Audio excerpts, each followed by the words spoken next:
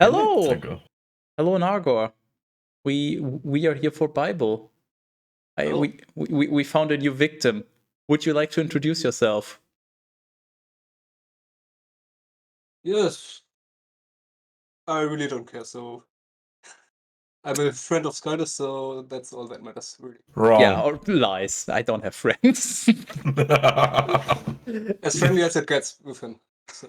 Sky is just as people who awkwardly fucking bothers randomly. By the way, we're just gonna have a round of applause for our guest because that is the shortest notice guest we've ever had on here. Oh yeah, yes. We had another guest planned.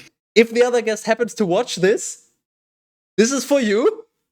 This is the second time you've ditched me. I take this personally now. fuck you. I bet this guest is way better anyways. Friend of Skydis, yes. As friendly as it gets. Hot. Oh, you should have been there earlier today. Yeah. Hope you enjoy your time. Oh, we'll make sure he doesn't. Any questions before we get into this? Not from my part, I think. Ah, perfect. I know the basics of what's going to happen, so... Wonderful. Ah, perfect. Well, first of all, we need to make sure that Teras did his job. 1, 2, 3, 4, 5, 6, 7. Perfect.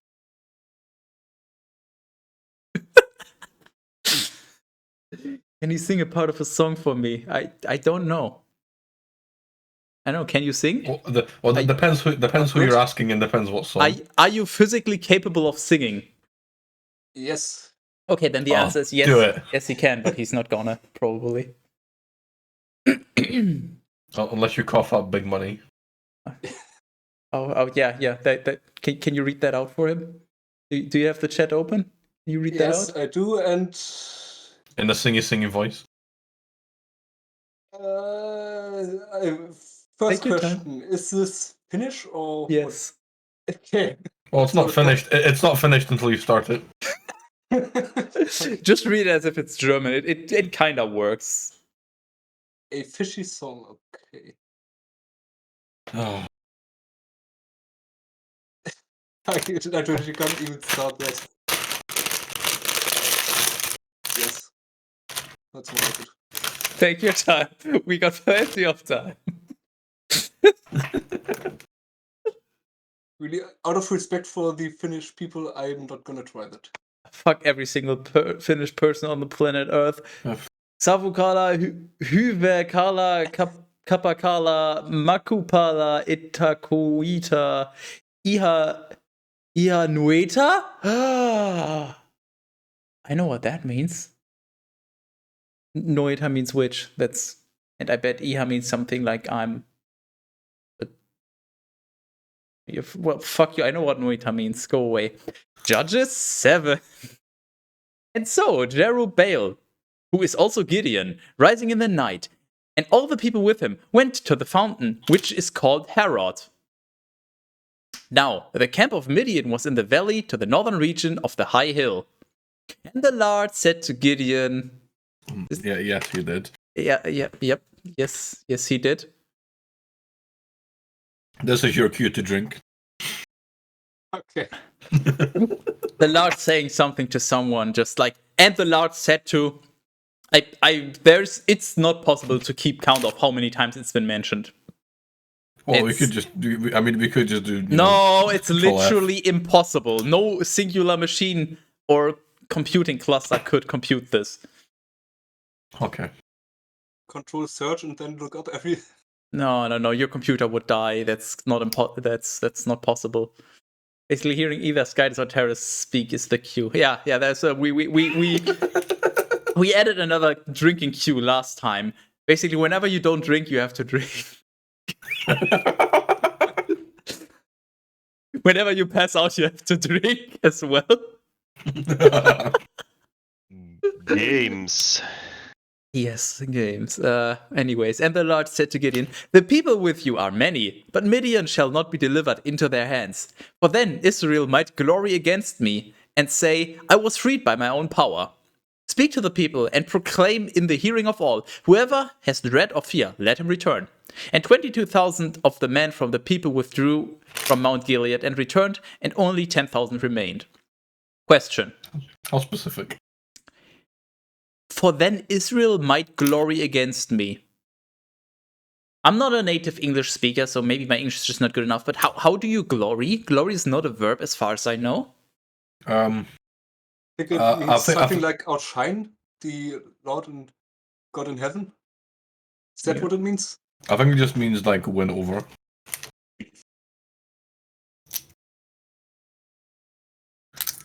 Like it will be glorious over you.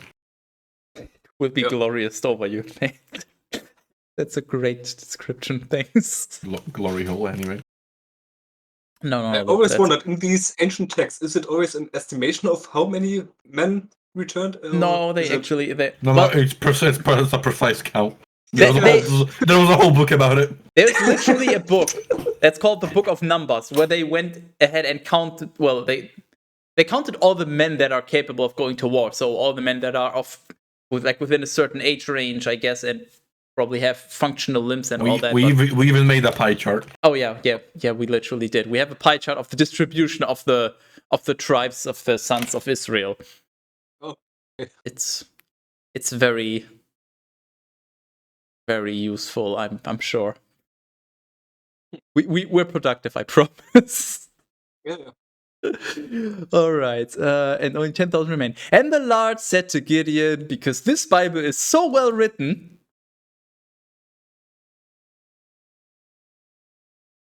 if you gave this to an English teacher, and let them grade it. Like, how poorly do you think it would be graded? Teras? Like a 3 out of 10. That's optimistic, because there's so much repetition and like always the same phrasing. And remember the literally copy pasted passage in the previous thing. However, no one in their sane mind could come up with this incredible quantity of bullshit. It is creative. Okay, yeah, that makes sense. All right, and the Lord said to Gideon, "The people are still too many." Wait, what? "Lead them to the waters, and there I will test them. And those about whom I tell you that he may go with you, let him go. And he whom I shall forbid to go, let him return." Wait, so the Lord is literally like, "You're too many people. I'm just gonna arbitrarily decide, okay, you get to go, you have to stay, and you're left behind and die. You get to go, you're good, you stay behind, you die." Like, you know what this is? This is basically natural selection, but by the Lord, so I guess it's divine selection. So wait, so he sent them up a mountain and then they came back down as like a test. But then too many passed the test, so he's like, "Hold on, let me knock out a few more." Here's a second test. I don't know. Maybe he realized, well, the Promised Land only has that many places for people. You know, that it only has that many slots. The server is filled up already, and they gotta kick out a few. I don't know. This is. And when the people had descended to the waters, the Lord said to Gideon, "Whoever will lap the water with the tongue, as dogs usually lap, you shall separate them by themselves. Then those who will drink by bending their knees shall be on the other side." So they're literally going down a mountain to the water, and then those who drink like dogs go on one side, and those who bend their knees go to the other sides. Don't you have to bend your knees either way? Is this like one of those things that like one half of the population wipes standing, the other wipes sitting, and neither knows the other exists? No. This is like one half of the population is about to be wiped, and the other one is not about to be wiped, and neither of them knows. There we go, Nagar. Yeah, that's a thing. Yes, Naga, wiped standing. That is in fact a thing. Hold on, let me demonstrate, right?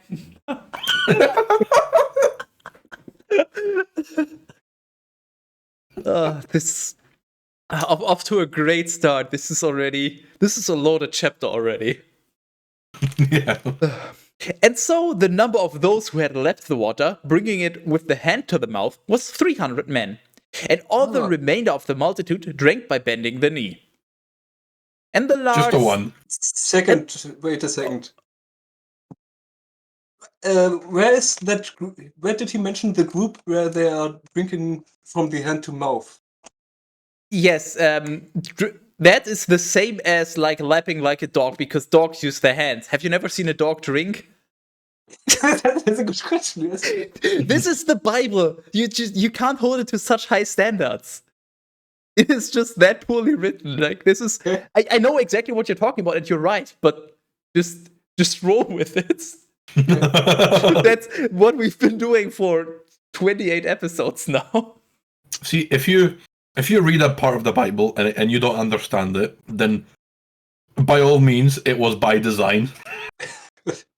It's up to interpretation, I get it. Yeah, it's supposed to be obscure and ambiguous, so you can be like, oh, this is, oh my god, this is like, oh, what could this mean? Somebody really smart must have written this. And then it turns out, maybe not. But anyways, and the Lord said to Gideon... Yeah, he did. Yes.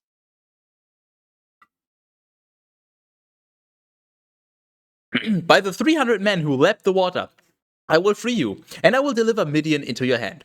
But let all the remainder of the multitude return to their place.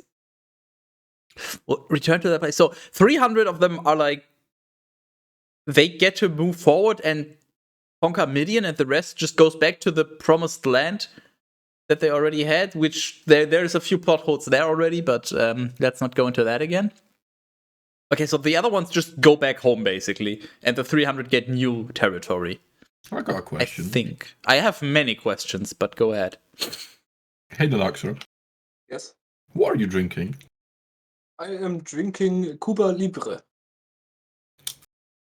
If that's a standard cocktail mix. Just Coke with rum. Nice. Yes. I appreciate that. That's good. Yes. And I so, do too. It tastes great. You get 4 points. what can you do with the points? Why are you asking unnecessary questions? Just move on. Can you trade them in for a souvenir? I decide what happens with the points, okay? True, you can buy games. Oh, the sing! Holy shit, that was nice one, Nago. And so, taking food and trumpets. Ah, yes, trumpets, very important. In accord with their number. Ah, so they took 300 trumpets and also 300 food.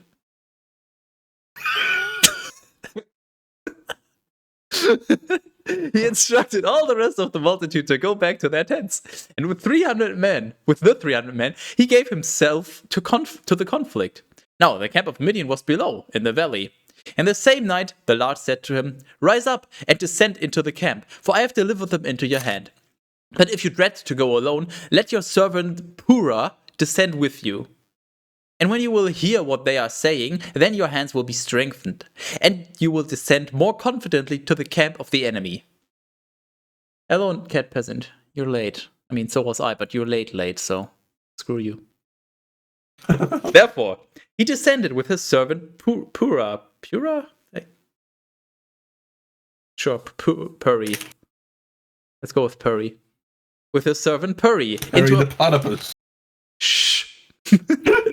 Into a portion of the camp where there was a watch of armed men. Wait, how they had watches back then? Yes. How do you make a watch of armed men? Do you like dismember them and then wrap them around your arm? Yes. But Midian and Amalek and all the Estonian peoples lay spread out in the valley like a multitude of locusts. Their camels, too, were innumerable, like the sand that lies on the shore of the sea. And when Gideon had arrived, someone told his neighbor in a dream. And he related what he had seen in this way. "I saw a dream, and it seemed to be as if bread baked under ashes from rolled barley descended into the camp of Midian." I fucking love bread. Literally just a fucking loaf of bread rolling down the hill. What the fuck? I guess we got a thumbnail later. Maybe you should take notes. Hold on, I need to read this again. "I saw a dream, and it seemed to me as if bread, baked blah blah blah, descended into the camp of Midian." Hey Nargon. I got a bread maker and I keep making my own bread. It's fucking great. That is the best. Fresh, still warm rye bread with butter on it. Some creamy salmon soup side.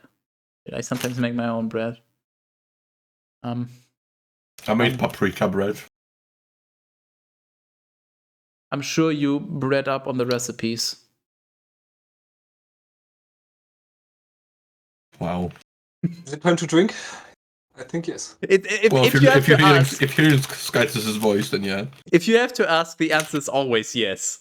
There's literally a rule. Literally, there is a rule. You can go back. You'd have to listen to all of them because I don't remember when we established it. But if in doubt, drink. Yeah, that rule right there is a lifesaver, by the way. It makes sure you're drunk. And whenever it arrived at a tent, it struck it and overturned it and utterly leveled it to the ground. How big was that bread? This is like the perfect idea for like a game. If you want to make a biblically accurate game, you just have a game where you're literally a loaf of bread destroying tents.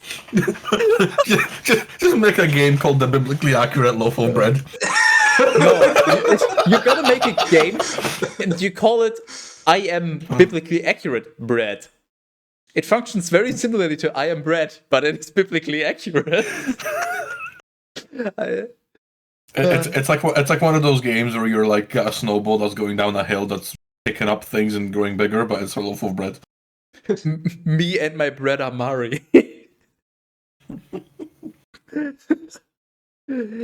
He to whom he spoke responded, "There is nothing else but the sword of Gideon, the son of Joash, a man of Israel."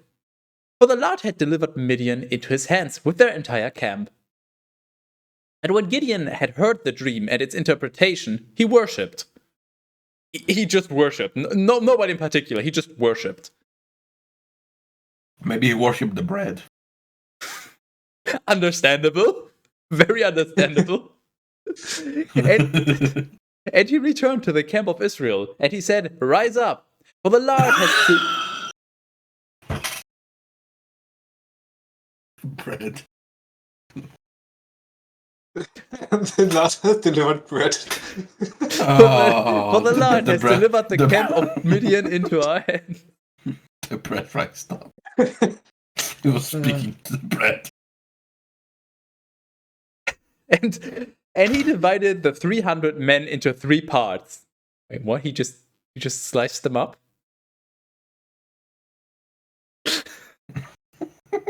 And he gave trumpets and empty pitchers and lamps for the middle of the pitchers into their hands. And he said to them, "What you will see me do, do the same. I will enter a portion of the camp, and what I do, you shall follow." And when the bread. Yeah, you have the leader bread and you have the follower bread. That's. Did you not pay attention in school, in religion class? That's how the Bible went down. A bunch of bread invaded the earth and took over. And then it went moldy, and then humans got the upper hand. The end. Bible bread is unleavened. It can't rise up. Well, maybe he was just trying to convince it to rise up. When the trumpet in my hand blares out, you also shall sound the trumpets on every side of the camp and shout together to the Lord and to Gideon. And Gideon and the 300 men who were with him entered a portion of the camp at the beginning of the watch in the middle of the night. And when the guards were alerted, they began to sound the trumpets and to clap the pitchers against one another. And when they had sounded their trumpets, clap them cheeks. No, that's later. That's their celebration after they're done. And when they had sounded their trumpets in 3 places around the camp and had broken their water pitchers, they held the lamps in their left hands and sounded the trumpets in their right hands. And they cried out, "The sword of the Lord and of Gideon!" And each one was standing in his place throughout the camp of the enemies. And so the entire camp was in confusion. Understandable. Very understandable. And they fled away, waddle, waddle, waddle, wailing and crying out. And the 300 men nevertheless continued sounding the trumpets. The Lord sent the sword into the entire camp, and they maimed and cut down one another, fleeing as far as Beth Shittah and at the base of Abel Meholah and in Tabath. Sorry, I just... Those names are literally getting worse. I'm just summoning a demon real quick, don't mind me. But the man of But the Nox was already here.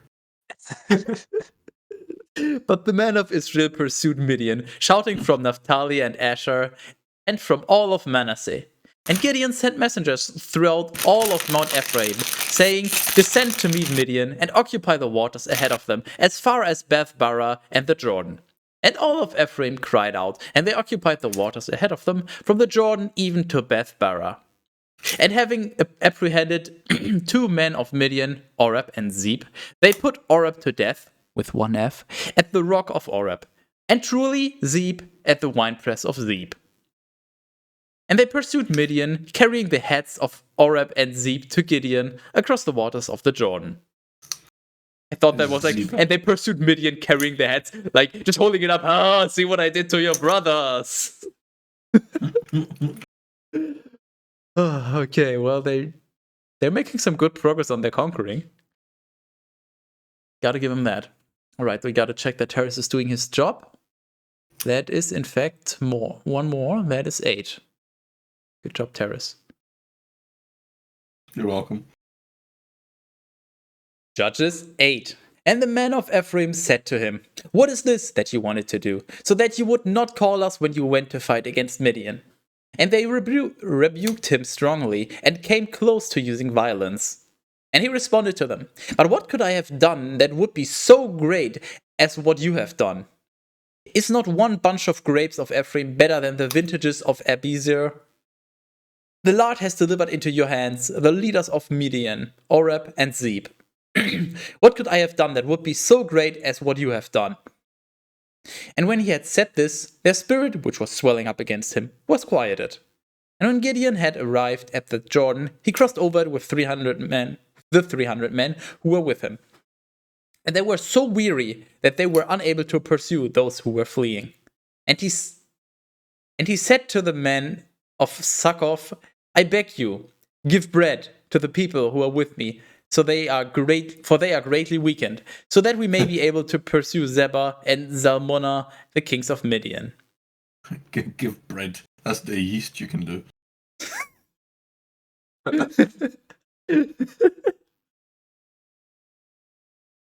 The Just a leaders. Quick question. What? Quick question. Where does it say that Orb and Zeb are, what does it say, leaders of Midian? Yeah. What? Again, just out of context. Wait, what's the So question? apparently they just have apprehended 2 people, that Orb and Zeb, and then they later proclaimed that they were apparently leaders of the Midians. Like out of nowhere, I guess. I think they might have been mentioned before, but honestly, at this point, we've had so many names that I stopped trying to keep track. That's another thing the Bible does randomly. It's go like, oh yeah, by the way, this very important plot character who's very high up and important. Oh yeah, he's important now. You never heard of him before, but now he's important. Like, you've seen how long a chapter he is. We read through Judges 7. That's one chapter, okay? We had a character that was introduced at the less than the last quarter of the chapter. He was introduced as the main antagonist and then died. Why was he even introduced? Nobody knows. Welcome to the Bible. You can't make this up. I mean, somebody can, but you can't. The more you know. Yeah. More like the more you name. The leaders of Succoth answered, "Perhaps the palms of the hands of Zebah and Zalmunna are in your hands, and for this reason you request that we give bread to your army." And he said to them, "So then, when the Lord will have delivered Zebah and Zalmunna into my hands, I will thresh your flesh with the thorns and briars of the desert." Is that a threat? Am I understanding this correctly? That's not a threat, that's a promise. Fair. This is not the promised land, this is the promised end. And going up from there, he arrived at Penuel, and he spoke to the men of that place similarly. And they also answered him, just as the men of Succoth had answered. And so he said to them also, "When I will have returned as a victor in peace, I will destroy this tower." Yeah, this tower. I mean, everybody knows about the tower, right? Yeah, this specific tower. Yeah, right, Denaxor, you know about the tower, right? Yes. Yeah. You strike me as an intellectual. You would know about the tower. Everybody knows about the tower. Now Zebah and Zalmunna were resting with their entire army, for 15,000 men were left out of all the troops of the Estonian people, and 120,000 warriors that drew the sword had been cut down. And Gideon ascended by way of those who were dwelling in tents to the Estonian part of Noba and Jogbeha. And he struck the camp of the enemies, who were confident and were suspecting nothing adverse. And Zebah and Zalmunna fled. And Gideon pursued and overtook them, sending their entire army into confusion. Wait, so Zebah and Zalmunna are running away from Gideon, and then Gideon runs after them, overtakes them, so runs in front of them, and then they're like, "Oh, how did he do that?" Or how does he?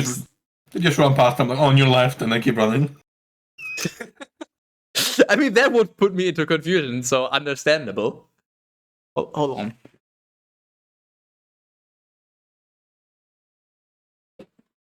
But to be fair, I am in constant confusion reading this entire thing, so... Just been in a constant state of confusion ever since we started. True. And returning from the war before sunrise, he took a boy from among the men of Succoth, and he asked him the names of the leader and elders of Succoth. And he described 77 men. And he went to suck off.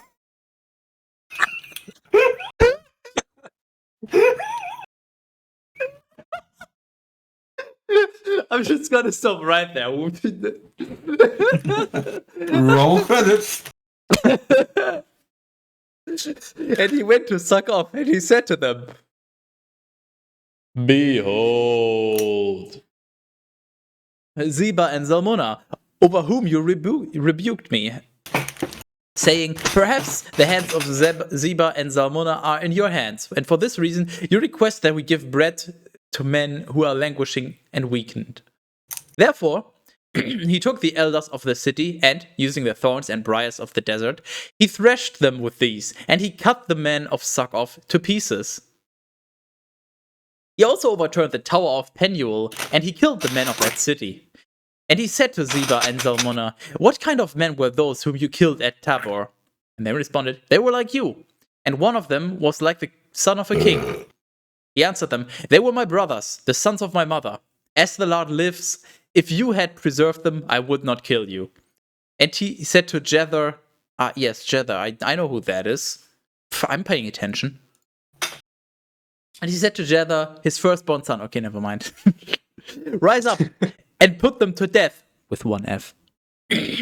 But he did not draw his sword, for he was afraid, being still a boy. And Ziba and Zalmunna said, you should rise up and rush against us, for the strength of a man is in accord with his age. Gideon rose up, and he killed Ziba and Zalmunna, and he took the ornaments and studs, with which the necks of the royal camels are usually adorned.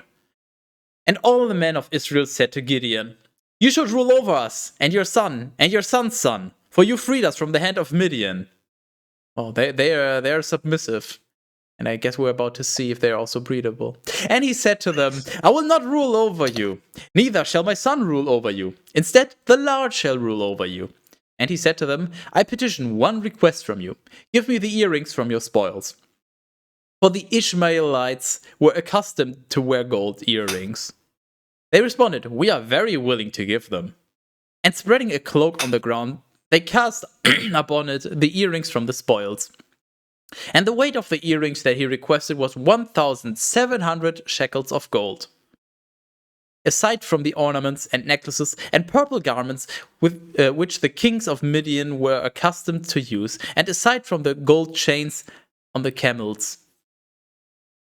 Just imagining like a gangster camel that has like gold necklaces and everything.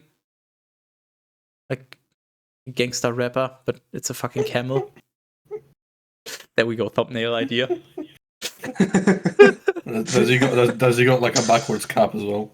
Of course. I mean, it's a thug camel. Nice. And Gideon made an effort. That's not how you spell effort.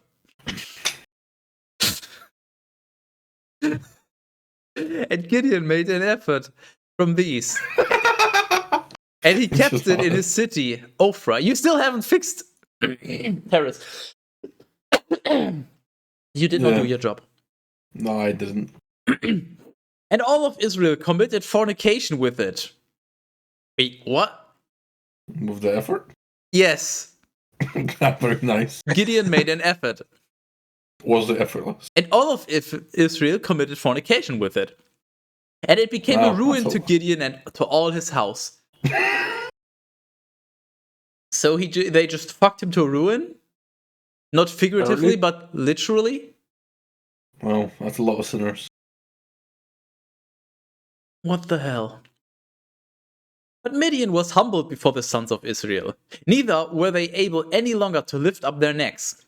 But the land rested for 40 years while Gideon presided. And so Jerubbaal, the son of Joash, went and lived in his own house. And he had 70 sons who went forth from his own thigh. For he had many wives. Sons. But his concubine, whom he had in Shechem, bore him a son named Abimelech. Didn't we have an Abimelech before? That name seems familiar, like when we were still doing Family Tree. Yeah, okay, well, just reusing names, creative. And Gideon, the son of Joash, died in a good old age. And he was buried in the sepulchre of his daddy at We're gonna know what age? Just good old What age. age? No, he was not electrified. He died in a good old age. Not like back, he died back then, in the good old days. He didn't die in the modern age. I'm done already. And he was buried in the sepulchre of his daddy at Ophrah of the family of Ezri. But after Gideon died, the sons of Israel turned away, and they committed fornication with the Baals. And they struck a covenant with Baal so that he would be their Skytus. And they did not remember the Lord their Skytus, who rescued them from the hands of all their enemies on all sides. Neither did they show mercy to the house of Jerubbaal Gideon, in accord with all the good that he had done for Israel. Is this just gonna keep repeating itself? Yes. They're just gonna turn their backs to the real OG Skytus, and then he's gonna be upset. He will send plagues and whatever upon them and make them suffer, and then they're like, oh no, please have mercy. And then they'll get mercy, and then they'll be fine for 40 years again, and then they'll do it again. Risky click of the day? It's not very risky. Anything you link is risky. What? Am I nice website? Just a crouton. Okay. That's it. Just a singular crouton. So, just to summarize that chapter, so he basically killed an entire army, fucked over their elders and leaders. Then he went back and got fucked himself after he had 70 children. Yeah, but hold on. There was something like the land rested for 40 years, aka there were no wars. There was like peace. So okay, they killed the enemy army. They wiped them out. Then they had 40 years of, like, I guess, just chill time. Then he died of old age, and then everybody was like, "Oh well, he's gone. I guess we'll just be worshipping other guys again." Yeah. But we've had that a few times before. They never learn. No. All right. So when are we getting Flood 2.0? Being redirected. There we go. Oh, now it's in 2 lines. Huh. Interesting. I like the variety, Teras. Appreciate it. But you didn't expect that. I did not. I was hoping for a very long and stretched out image at the very end. That sounds like you're judging. Judges 9. Now Abimelech, the son of Jerubbaal, went to Shechem, to his maternal brothers, and he spoke to them and to all the relatives of the house of his maternal granddaddy, saying, "Speak to all the men of Shechem, which is better for you, that 70 men, all the sons of Jerubbaal, should rule over you, or that 1 man should rule over you. And consider also that I am your bone and your flesh." And his maternal brothers spoke about him to all the men of Shechem all these words, and they inclined their hearts after Abimelech, saying, "He is our brother." And they gave to him the weight of 70 silver coins from the shrine of Baal Berith. With this, he hired himself indigent and wandering men, and they followed him. And he went to his daddy's house in Ophrah, and he killed his brothers, the sons of Jerubbaal, 70 men upon 1 stone. Wow. Wait, why? Impressive. What?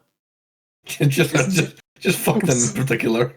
Yeah, so basically the bastard son is like, yo, give me some cash, and then he hired some mercenaries. No, he's like, what's better, if 1 person rules over you or 70? And then they spread the word, and then he gets money for whatever reason, because he's a brother, I guess. And then he's like, you paid me money. Now you're going to die.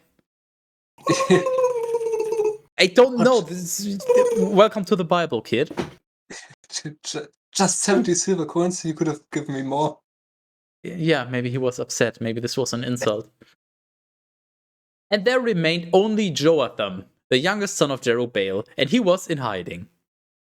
Then all the men of Shechem gathered together, and all the families of the city of Millo, and they went and appointed Abimelech as king, beside the oak that stood at Shechem. When this had been reported to Jotham, he went and stood at the top of Mount Gerizim. And lifting up his voice, he cried out and said, "Listen to me, men of Shechem, so that Skytis may listen to you. The trees went to anoint a king over themselves." Ah, yes, the trees. It's always the damn trees. They're turning the water sweet. The trees are speaking Vietnamese. Vietnam trees, more like. Got him. And they said to the olive tree, "Reign over us." Yeah, I'm sure I think the old man is a little delusional. Old man yells at cloud. Ah, yes, your folk went like, "Trees, rule over us." And then they went to one specific olive tree and said, "Reign over us." That's exactly how it went down. Yes. Well, maybe there's someone in a tree they can't see and they're about to get a golden shower. Ah, of course, yeah. And it responded. Ah, yes, the tree responded. The plot thickens. How could I abandon my fatness?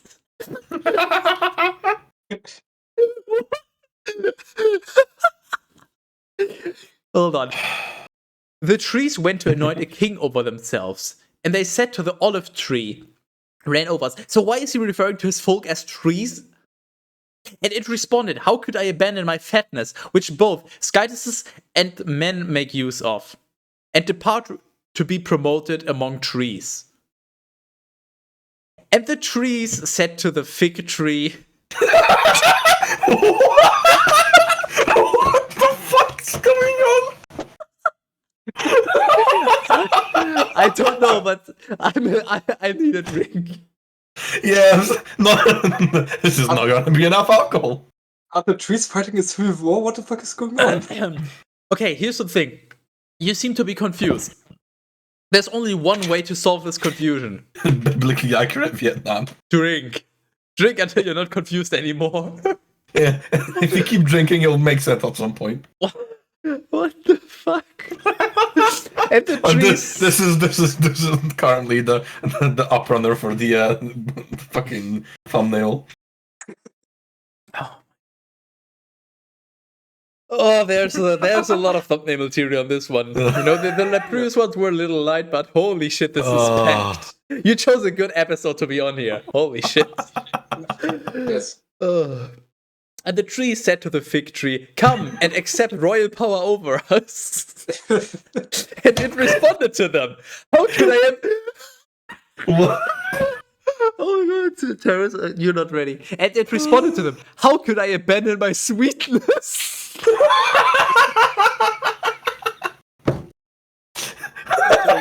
To give you some context, at the very beginning, in like the first or second book, this is like the seventh or so we're at, they put trees in the water because the water was too salty, and then Skydice was like, "Here, take these trees and put them in the water." They put the trees in the water, and then the water was sweet. The trees literally turned the water sweet. And now it's like, how could I abandon my sweetness and my very sweet fruits and depart to be promoted among the other trees? And the trees said to the vine, "Come and reign over us." And it responded to them, "How could I abandon my vine, which gives joy to Skytis and men, and be promoted among the other trees?" Wait, hold on. Am I understanding this correctly? All the trees are going to the olive tree. "Reign over us." Olive tree be like, "Nah, dog." And then they went to the fig tree. "Reign over us." "Nah." And then they went to the next tree. And now they went to the vine tree. "You want to reign over us?" "No." This is literal proof. Fucking checkmate, vegans. Oh my fucking god. And all the trees said to the bramble, "Come and reign over us." And it responded to them, "If truly you would appoint me as king, come and rest under my shadow. But if you are not willing, let fire go forth from the bramble, and let it devour the cedars of Lebanon." What? It's plant war. You won't understand. Is the bramble saying, "Okay, if you really want me to rule you, stand in my shadow? If not, Yes. let fire go forth from the bramble. If not, set me on fire, and let the fire devour the cedars whatever of Lebanon." Yes. What the fuck? So now, if you are upright and without sin in appointing Abimelech as a king over you, and if you have acted well with Jerubbaal and with his house, and if you have repaid, in turn, the benefits of him who fought on your behalf, and who gave his life to danger, so that he might rescue you from the hands of Midian, though you have now risen up against my daddy's house, and have killed his sons, 70 men upon one stone, and have appointed Abimelech, the son of his handmaid, as the king over the inhabitants of Shechem, since he is your brother. If therefore you are upright and have acted without fault with Jerubbaal and his house, then you should rejoice on this day in Abimelech, and he should rejoice in you. Well, that was a sentence and a half. Yeah, it was, and you read it abnormally quickly. Made it worse. Yeah, you're so welcome.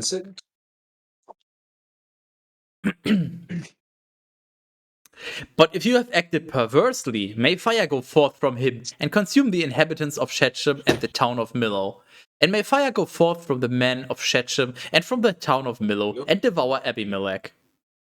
And when he had said these things, he fled, and went away to Beer. Same. That's what it says. I'm not mispronouncing it. It literally says, and went away to Beer. Yes, it does. Hold. You know what? This is. Mine's if you're gonna be disappointed, I guess. And he lived in that place out of fear of Abimelech, his brother. And so Abimelech reigned over Israel for 3 years. And the Lord put a very grievous spirit between Abimelech and the inhabitants of Shechem, who began to detest him, and to place blame for the crime of the killing of the 70 sons of Jerubbaal, and for the shedding of their blood upon Abimelech, their brother, and upon the rest of the leaders of the Shechemites who assisted him. And they stationed an ambush against him at the summit of the mountains, and while they were waiting for his arrival, they committed robberies, taking spoils from those passing by. And this was reported to Abimelech. Now Gaal, the son of Ebed, went with his brothers, and crossed over to Shechem. And the inhabitants of Shechem, uplifted by his arrival, departed into the fields, laying waste to the vineyards, rip wine, and trampling the grapes. What? You're so welcome. You need a better job. I am comedy. And while singing and dancing, they entered into the shrine of their Skytis. And while feastonianing and drinking, they cursed Abimelech. Sick. Oh. And Gaal, the son of Ebed, cried out, "Who is Abimelech, and what is Shechem, that we should serve him? Is he not the son of Jerubbaal, who has appointed Zebul, his servant, as ruler over the men of Hamor, the deity of Shechem? Why then should we serve him?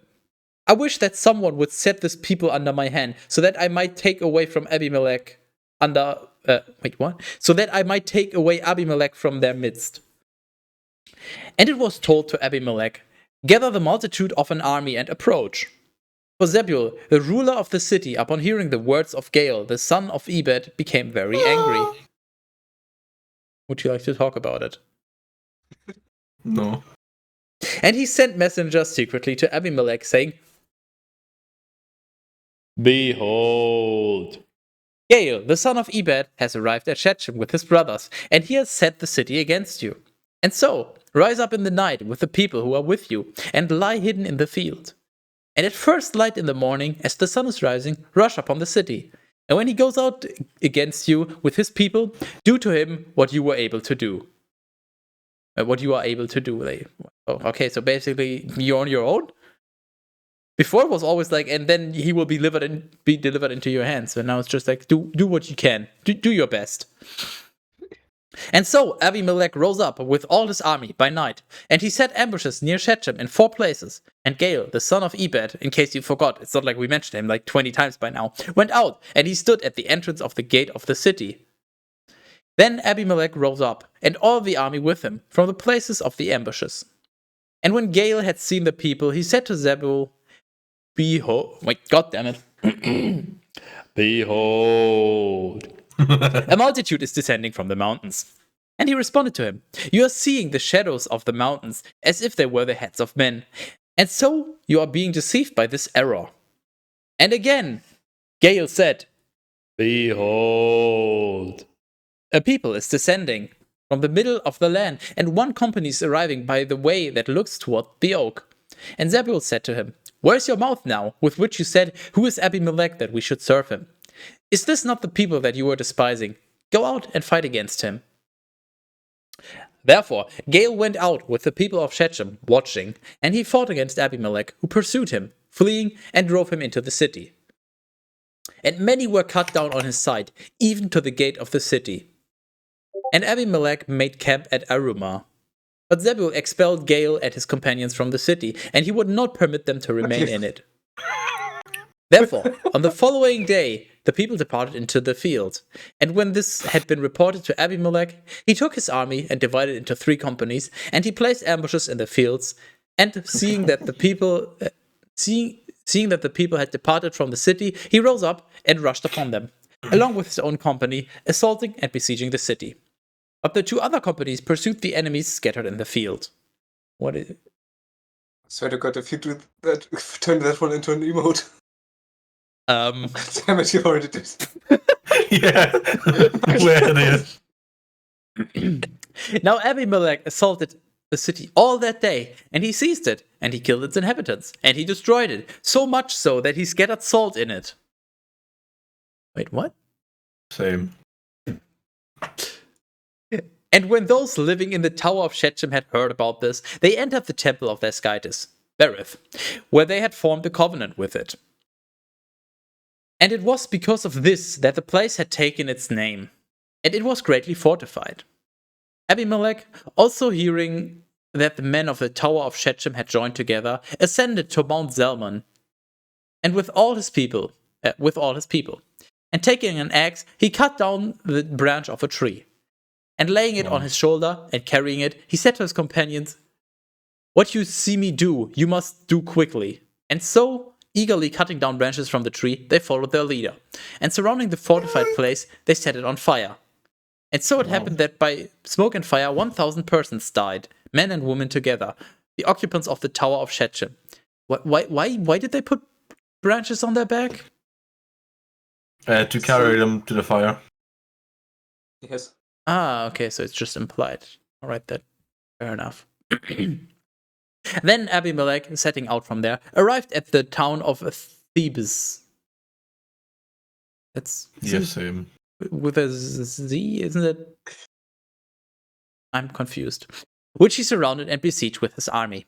Now there was, in the midst of the city, a high tower, to which men and women were fleeing together, with all the leaders of the city. And, having very strongly sealed the gate, they were standing on the roof of the tower to defend themselves. And Abimelech, drawing near the tower, fought valiantly. And approaching the gate, he strove to set it on fire. And behold, one woman, throwing a fragment of a millstone from above, struck the head of Abimelech and broke his skull. That's convenient. And he quickly called to his armor-bearer and said to him, "Draw your sword and strike me, otherwise it may be said that I was slain by a woman." Fucking sexist. And doing as he was ordered, he killed him. And when he was dead, all those of Israel who were with him returned to their homes. And so did Skytis repay the evil that Abimelech had done against his daddy by killing his 70 brothers. The Shechemites also were given retribution for what they had done, and the curse of Jotham, the son of Jerubbaal, fell upon them. As if it fucking matters who you die to, you're fucking dead. So basically he went on a rampage against some guys who said that he sucks. And after that he got killed because he killed his brothers, and the guys who rebelled against him died as well because they were worshipping another god. For some It reason, sounds like you got it. For some reason, he killed all his brothers, and then obviously they were angry, so they had a big battle, and then eventually he died, and then karma. That's really all you need to know. So I don't even know either. Don't ask. Skytis basically killed 2 birds with 1 stone by killing the heretics and... No. You misunderstood. I did? Abimelech was killed with 1 stone. A millstone, more specifically. Interesting.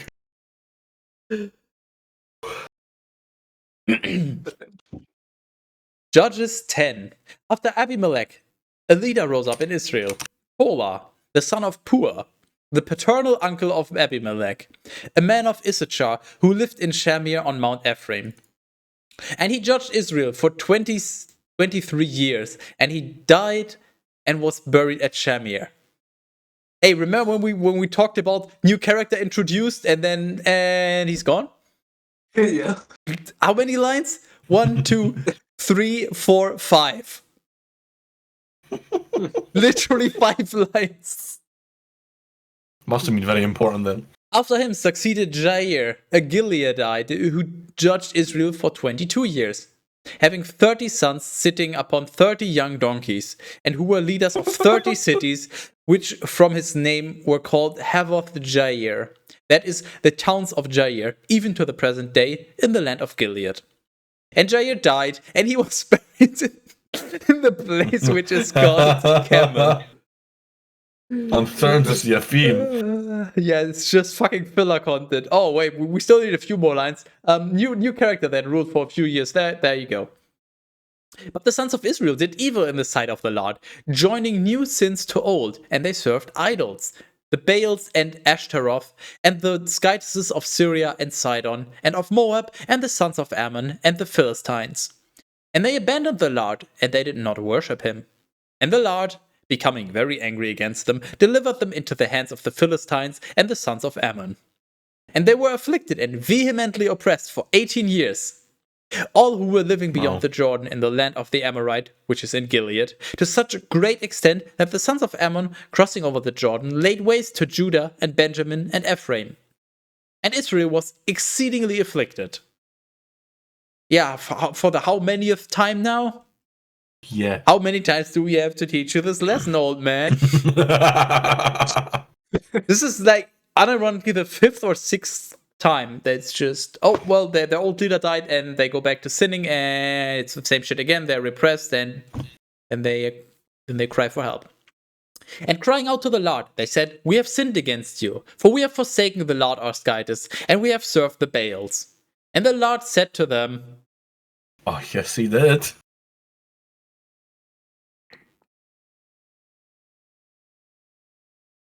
"Did not the Egyptians and the Amorites and the sons of Ammon and the Philistines and also the Sidonians and Amalek and Canaan oppress you? And so you cried out to me, and I rescued you from their hand. And yet you have forsaken me, and you have worshipped foreign skytesses. For this reason I will not continue to free you anymore." We broke the cycle, let's go!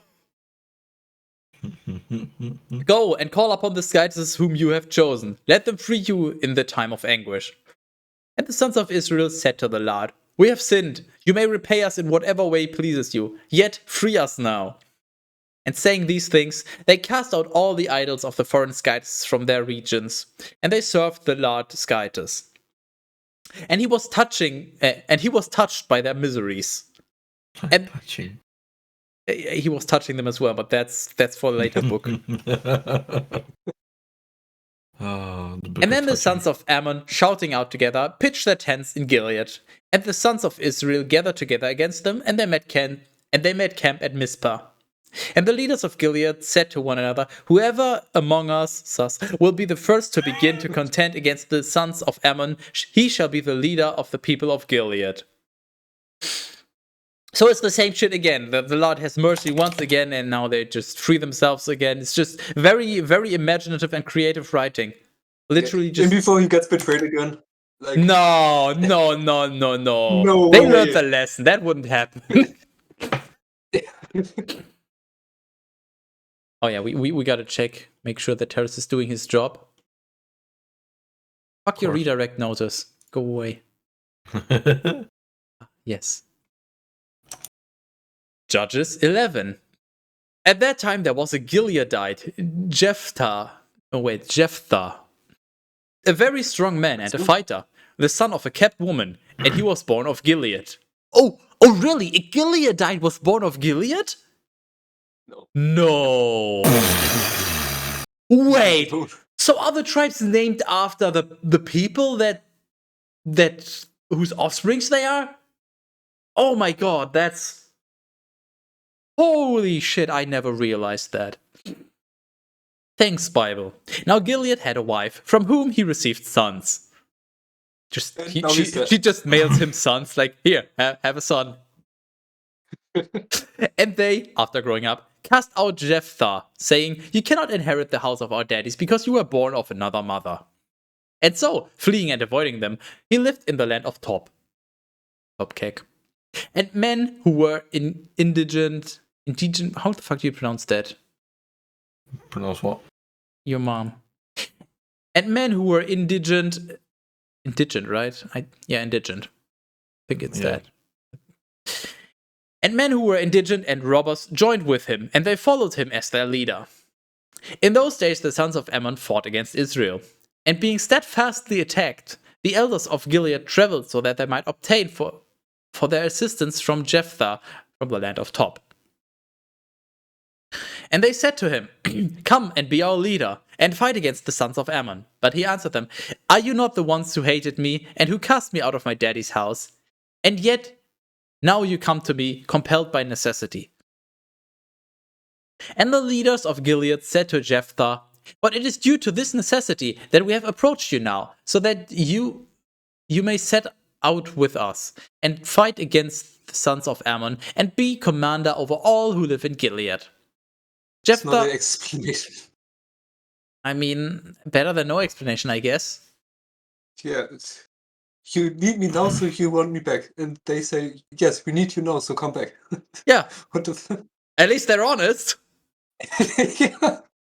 Jephthah also said to them, if you have come to me so that I may fight for you against the sons of Ammon, and if the Lord will deliver them into my hands, will I truly be your leader? They answered him, the Lord who hears these things is himself the mediator and the witness that we shall do what we have promised. And so Jephthah went with the leaders of Gilead, and all the people made him their leader. And Jephthah spoke all his words in the sight of the Lord at Mizpah. And he sent messengers to the king of the sons of Ammon, who said on his behalf, what is there between you and me, that you would approach against me, so that you might lay waste to my to my land, for fuck's sake, so that you might lay waste to my land? And he responded to them, it is because Israel took my land when he ascended from Egypt, from the parts of Arnon, as far as the Jabbok and the Jordan. Now therefore, restore these to me with peace. Fair. They did take all the land. In pieces. And Jephthah again commissioned them, and he ordered them to say to the king of Ammon, Jephthah says this. Yes, it's very important that you include that Jephthah says this. Thanks. Israel it's immersion. It's like you're receiving the... This is not immersion, this is an emergency. Fuck off.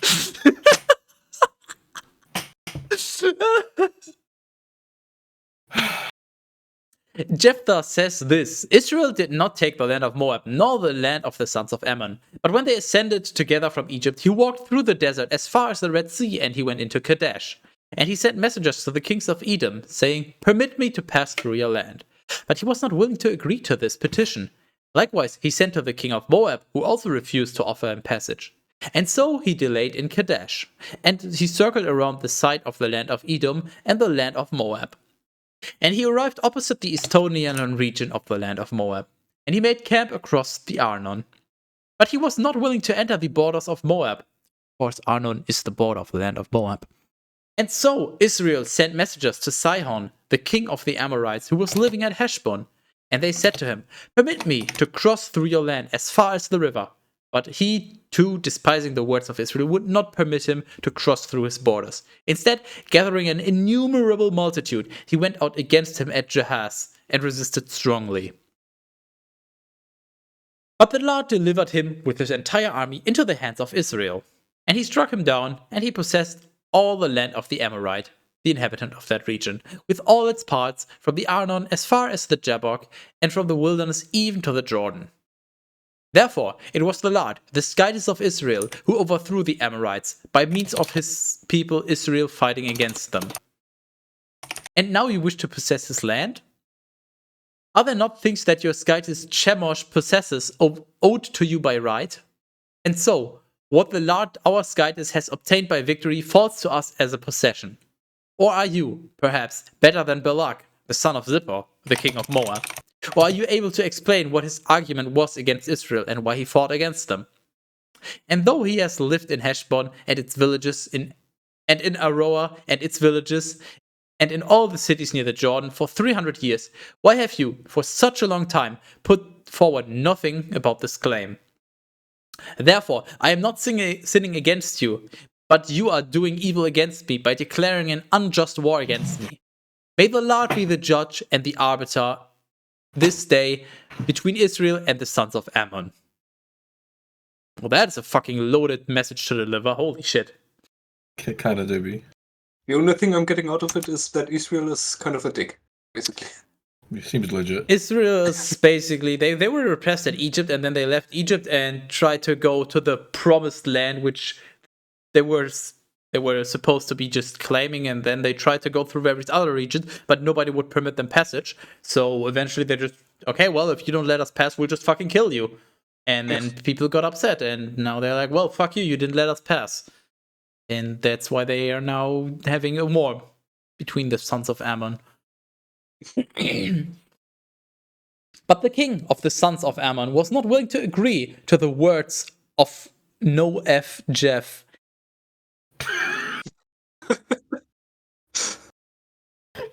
That he commissioned by the messengers.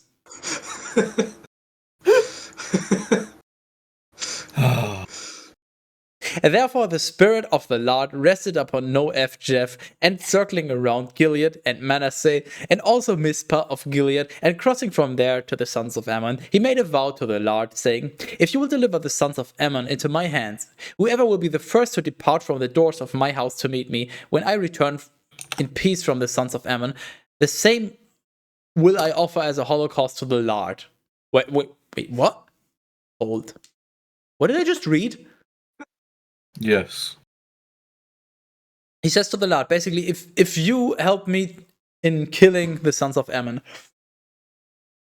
whoever is the first to leave my house, to depart from the doors of my house to meet me. Oh, so basically he's saying, I will sacrifice whoever of my family if you help me. I think the house is a metaphor for the lands, basically. I'm not sure. I mean, that's a small sacrifice. I would sacrifice one of my folk if you let me, if you help me take over this enemy army. I mean, that seems like quite a scam offer. But yeah, the same will I offer as a holocaust. So I guess here have whoever is the first one to leave. It's like the fucking Mr. Beast challenge. Everybody has to stay in the village. The first one to leave gets offered as a holocaust to the Lord.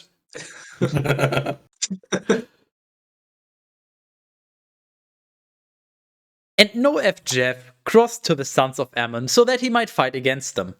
And the Lord delivered them into his hands. And he struck them down from Aroah as far as the entrance to Minnith, 20 cities, and as far as Abel, which is covered with vineyards, in an exceedingly great slaughter. And the sons of Ammon were humbled by the sons of Israel. Okay, so first of all, we have a city named Abel. Interesting. But it's not Abel, though. Yeah, and also... You're not able to go in it. Just, the sons of Ammon are humbled by having their cities taken over and their people being slaughtered. Yeah, they're doing a pretty good job. Or we just suck. Yeah, that's. I find it very humbling if my armies are being fucking slain. That is, how humbling. Yeah. But when Noef Jeff returned to Mizpah, to his own house, his only daughter met him with timbrels and dances, for he had no other children. Oh, really? His only daughter. And then he has no other children. Wow, what a surprise. Well, I guess he could have had sons. And upon seeing her, he tore his garments and he said, alas, my daughter, you have cheated me, and you yourself have been cheated. For I opened my mouth to the Lord, and I can do nothing else. So apparently he's going to sacrifice one of his family, not just of his tribe. And she answered him, my daddy, if you have opened your mouth to the Lord, do to me what you have promised, since victory has been granted to you, as well as vengeance against our enemies. I don't like where this is going. And she said to her daddy, grant me this one thing which I request. Oh. permit me that I may wander the hillsides for 2 months, and that I may mourn my virginity with my companion. Wait, what? What? And he answered her, "Go." And he released her for 2 months. And when she had departed with her friends and companions, she wept over her with virginity in the hillsides. What? So basically, he comes home, and then he's like, "My daughter, I made a big mistake. I offered you so we can take the enemy's army, so I'm gonna have to kill you." And then she's like, "Okay, but give me 2 more months so I can cry over the fact that I die as a virgin." I think that's what this is. We'll share it with legit. the class. I don't like where this is going. There we go. And when the 2 months expired, she returned to her daddy, and he did to her just as he had vowed, though she knew no man. From this, the custom grew up in Israel, and the practice has been preserved, such that, after each year passes, the daughters of Israel convene as one, and they lament the daughter of Jeff, the Gileadite, for 4 days. Is that still a thing? That sounds like it would be a holiday these days, right? Sounds like it, yes. Mourning the daughter, who, by the way, doesn't even have a name, right? Or did I miss it? No, it said it in the beginning, I think. Is it Beninging? Mizpah. No, Okay, back to Genesis. Mizpah is a region. He returned to Mizpah. Okay. That's like where he lives, to his own house. Okay.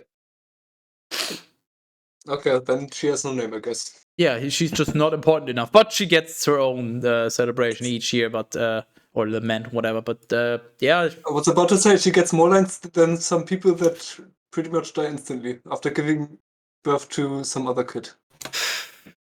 Just Bible things, TM. Yeah. Yes, redirect notice, thanks. Yes, we have in fact 12 judges.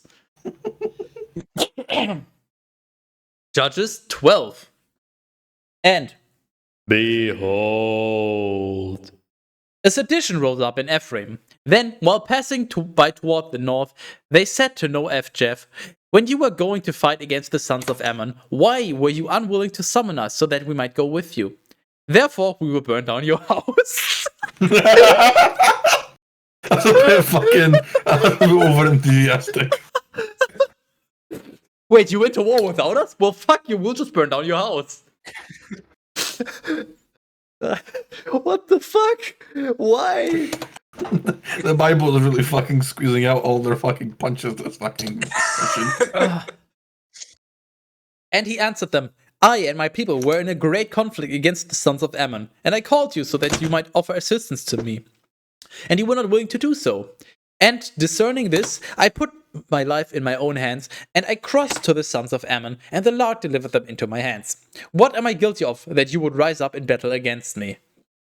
And so, calling to himself all the men of Gilead, he fought against Ephraim. And the men of Gilead struck down Ephraim, because he had said, "Gilead is a fugitive from Ephraim, and he lives in the midst of Ephraim and Manasseh." And the Gileadites occupied the fords of the Jordan, along which Ephraim was to return. And when anyone from the number of Ephraim had arrived, fleeing, and had said, "I beg that you permit me to pass," the Gileadites would say to him, "Could you be an Ephraimite?" And if he said, "I am not," they would ask him, "Wait, what?" They would ask him, "Then say Shibboleth," which is translated as ear of grain. But he would answer Sibboleth, not being able to express the word for an ear of grain in the same letters. And immediately apprehending him, they would cut his throat at the same crossing point of the Jordan. So Ephraim is upset because he wasn't allowed to join in battle, and then he basically said, "Well, I asked for your help and you didn't come." And then they had a fucking battle, and then they decided, you know what, if any Ephraimites try to cross here, we will just ask them, "Are you an Ephraimite?" If they say no, they'll basically do the test, say Shibboleth. And if they're like, "Sibboleth," oh, well, you don't speak our language, you fucking die. It's like, Again, it's like fucking... Again, a bit fucking like the equivalent of an ancient tongue twister, just testing them. And immediately apprehending him, they would cut his throat at the same crossing point of the Jordan. And in that time of Ephraim, 42,000 fell. Why are they still going there if they just all get fucking killed? He died. I guess I'll try my luck. I'm surely gonna be able to fucking troll them. Yeah. The problem is they don't know about the test, so nobody's gonna be able to tell them how to do it right. Oh, 10,000 men have already gone there, and none of them have returned. You know what? Let me just investigate all by myself. What could possibly go wrong? Seems legit. Yeah. And so, Jeff, the Gileadite, judged Israel for 6 years. And he died, and he was buried in his city in Gilead. After him, Ibzan of Bethlehem judged Israel. He had 30 sons and the same number of daughters, whom he sent away to be given to husbands. And he accepted wives for his sons of the same number, bringing them into his house. And he judged Israel for 7 years. And he died. And he died. Of course he died. And he was buried in Bethlehem. After him succeeded Elon, a Zebulonite. And he judged Israel for 10 years. And he died. And he was buried in Zebulun. After him, Abdon, the son of Hillel, a Pirathonite, judged Israel. And he had 40 sons, and from them 30 grandsons, all riding upon 70 young donkeys. And he judged Israel for 8 years. And guess what? He died! And he was buried at Pirathon, in the land of Ephraim, on the mountain of Amalek. Just a second. Did he have 40 sons and 40 grandsons before he took the throne, or during his time? Wait. As he judged Israel. I mean, he had, I guess, just in total, like, by the time he died, that's how many offspring he produced. Okay. So I guess over the years, basically. But it's not entirely clear. Yes, I enjoy. Judges 13. And again, the sons of Israel did evil in the sight of the Lord.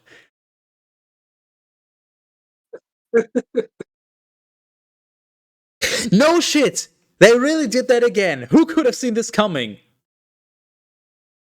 And he delivered them into the hands of the Philistines for 40 years. Now there was a certain man from Zorah and of the stock of Dan, whose name was Manoah, having a barren wife. And an angel of the Lord appeared to her, and he said, "You are barren and without children, but you shall conceive and bear a son. Therefore, take care that you do not drink wine or strong drink, neither shall you eat anything unclean. For you shall conceive and bear a son whose head whose head no razor shall touch." Which head? That's a very valid question. Oh my fucking god. Oh my, like, actually, does not having your hair shaved off mean that you're a person of power, or does it just mean he's just gonna be uncircumcised? For he shall be a Nazarite of Scytus. Wait, wasn't it Jesus of Nazareth? Are we there? Is it happening? Are we there yet? I think we've got a while to go. Wait, but that means that Jesus was not circumcised. Or, I mean, it might be different, but it's said that he should not be circumcised, apparently. For he shall be a Nazarite of Scytus, from his infancy and from his mother's womb. And he shall begin to free Israel from the hand of the Philistines. And when she had gone to her husband, she said to him, "A man of Scytus came to me, having the countenance of an angel, exceedingly terrible. And when I had inquired of him who he was, and where he was from, and what name he was called, he was not willing to tell me. But he responded, 'Behold, you shall conceive and bear a son. Take care that you do not drink wine or strong drink, and you shall not consume anything unclean, for the boy shall be a Nazarite of Scytus, from his infancy, from his mother's womb, even until the day of his death with one F.'" Same. Relatable. And so Manoah prayed to the Lord, and he said, I beg you, Lord, that the man of Skytis whom you send may come again and may teach us what we ought to do about the boy who is to be born. And the Lord heeded the prayer of Manoah, and the angel of the Lord appeared again to his wife sitting in a field. But her husband Manoah was not with her. And when she had seen the angel, she hurried and ran to her husband, and she reported to him, saying, God damn it, behold, the man appeared to me, whom I had seen before. And he rose up, and he followed his wife. And going to the man, he said, Are you the one who spoke to my wife? And he responded, I am. And Manoah said, punch him in the face. and Manoah said to him, You fucking slut, you cheated on me. And Manoah said to him, When will your word be fulfilled? What do you want the boy to do? Or from what should he keep himself? And the angel of the Lord said to Manoah, Concerning all the things about which I have spoken to your wife, she herself should abstain.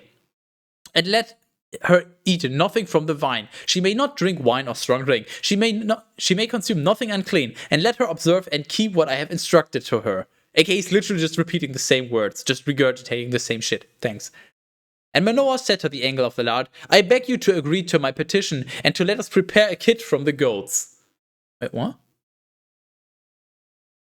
And the angel answered him, Even if you compel me, I will not eat from your bread. But if you are willing to offer a holocaust, offer it to the Lord. And Manoah did not know that he was an angel of the Lord. And he said to him, What is your name? So that, if your word is fulfilled, we may honor you. And he answered him, Why do you ask my name, which is a wonder? And so Manoah took a kid from the goats and libations, and he placed them upon a rock as an offering to the Lord who accomplishes wonders. Then he and his wife watched. And when the flames of the altar ascended to heaven, the angel of the Lord ascended in the flame. And when Manoah and his wife had seen this, they fell prone on the ground. And the angel of the Lord no longer appeared to them. And immediately Manoah understood him to be an angel of the Lord. And he said to his wife, We shall certainly die, since we have seen Skytis. Yes, same. And his wife answered him, If the Lord wished to kill us, he would not have accepted the holocaust and the libations from our hands. He would not have revealed all these things to us, nor would he have told us the things that are in the future. And so she bore a son, and she called him Samson. And the boy grew up, and the Lord blessed him. And the Spirit of the Lord began to be with him in the camp of Dan, between Zorah and Eshtaol. Ah, yes, Samson. Who hasn't heard of him? Me. I'll be right back.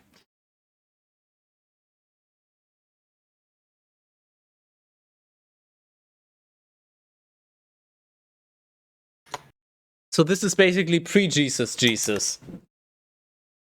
Yes, same. He's like the OG savior. Well, I guess the OG savior was Moses. Yes. We shall once again make sure that Teras is doing his job. He, in fact, is doing his duty. We are not judging him. Judges 14.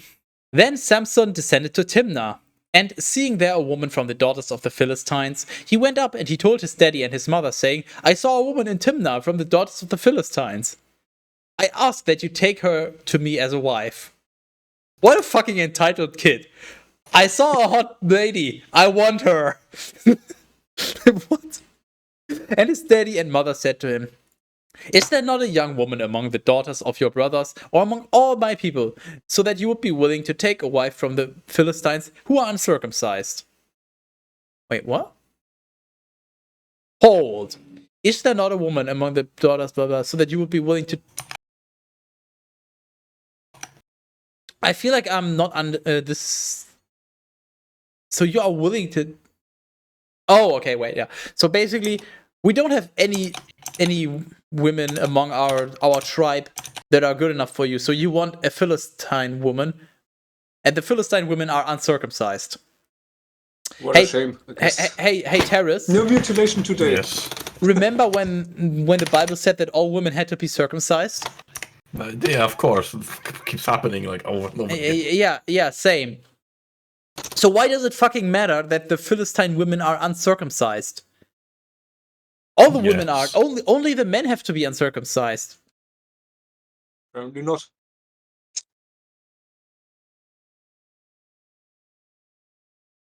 Yeah, well, apparently the Bible is just a piece of shit book that's poorly written.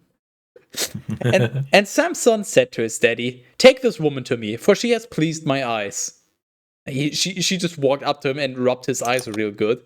He's like, "Ah, yes, I enjoy. You pleased my eyes." Mm. Now, his parents did not know that the matter was done by the Lord, and that he sought an occasion against the Philistines. By that time, the Philistines had dominion over Israel. And so Samson descended with his daddy and mother to Timnah, and when they had arrived at the vineyards of the town, he saw a young lion, savage and roaring, and it met him. Of course, apparently there were lions back then. Well, now we know. Then the spirit of the Lord rushed upon Samson, and he tore apart the lion. Of course, he was the OG Doomslayer, apparently. Like a young goat being torn into pieces. Yes, I've seen plenty of young goats being torn into pieces, having nothing at all in his hand. He's literally fucking Doomslayer. What the fuck? Just... Yeah, same. Or Doom Guy, or whatever he's called. And he was not willing to reveal to his daddy, and he was not willing to reveal this to his daddy and mother. So he just went out and it's like, "Oh, lion!" Tear it apart, and then he doesn't tell his parents. How the fuck did he not tell them? They were literally standing right next to him. They're saying. No, So they Samson probably descended asked with him. his daddy and mother, and then They probably asked him like, "Hey, what the fuck did you just? What, son?" And he was like, "What are you talking about? Are Where you, did you get those clothes? are you going insane, Internet. you old people? Are you fucking delirious?" And they're like, "Son, Magic. there's a lion torn apart. We saw you do it." And he's like, "Nope, you're delirious. Shut up. Nope." Nope, wasn't me. And he went down and spoke to the woman, who pleased his eyes. And after Wow. some days returning to marry her, he turned aside so that he might see the carcass of the lion. And behold, there was a swarm of bees in the mouth of the lion with a honeycomb. And when he had taken it in his hands, he ate it along the way. Important information, I'm sure. And arriving to his daddy and mother, he gave them a portion, and they also ate it. Yet he was not willing to reveal to them that he had taken the honey from the body of the lion. And so his daddy went down to the woman, and he made a feastonian for his son Samson. For so the young men were accustomed to do. What does it matter that he took the honey from the lion? Like, what does the lion matter at all? What the hell? Just... what? He's just lying there. And when the citizens of that place had seen him, they presented to him 30 companions to be with him. And Samson said to them, "I will propose to you a problem, which, if you can solve it for me within 7 days of the feastonian, I will give you 30 shirts and the same number of tunics. But if you're not able to solve it, you shall give me 30 shirts and the same number of tunics." Wait, what? So the citizens Yes. presented Yes. companions. And then he's like, "I have a riddle for you. If you can solve it, you get shirts. Otherwise, I get shirts and tunics." And I must really like shirts. and they answered him, "Propose the problem so that we may hear it." And he said to them, "Food went forth from that which eats, and sweetness went forth from that which is strong."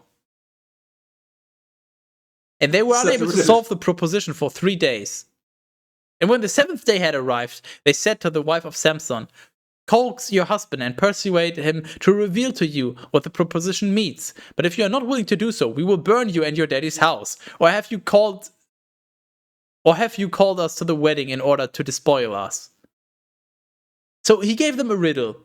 Food went forth from that which eats, and sweetness went forth from that which is strong. That's probably related to the lion, I guess. Yes, of course it's related to the lion. What else? And they weren't able to solve it for 3 days. And Yeah, then this the other 4 days Wow. we just ignore, we just like plot hole. And then on the 7th day they talk to his soon-to-be wife or now wife, and she's like, "Tell your husband to give us the solution, or we will fucking burn you." They really need to know how this riddle works. They really gotta know. Nice. And she shed tears before Samson, and she complained, saying, "You hate me, and you do not love me. That is why you do not want to explain to me the problem which you have proposed to the sons of my people." But he responded, "I was not willing to reveal it to my daddy and mother. And so, how can I reveal it to you?" Therefore, she wept before him during the 7 days of the Feastonian. But during the 7 days, but I thought after the 7 days, they were like, "Hey, give us the solution." And then she's like, "Well, give me the solution." So now she's weeping during the days because she already knew that he's not going to tell her, so she proactively wept. Yes. Okay, that makes a lot of sense. And at length on the 7th day, since she had been troubling him, he explained it. And immediately she revealed it to her countrymen. And they, on the 7th day, before the sun declined, said to him, "What is sweeter than horny? And what is stronger than a lion?"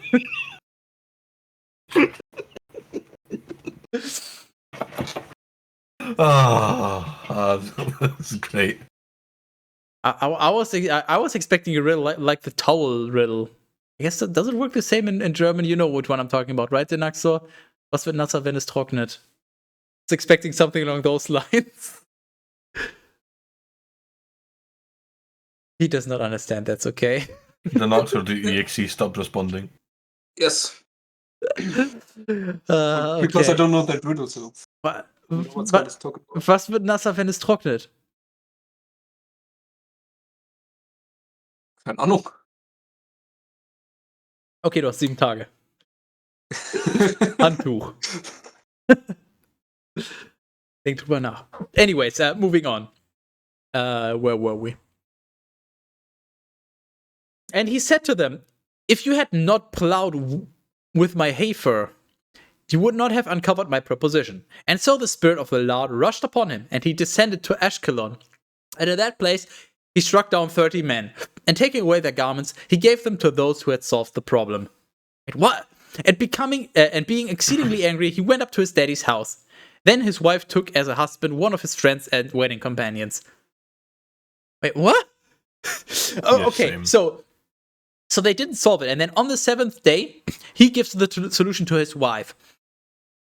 And then his wife immediately spoils the solution to her countrymen.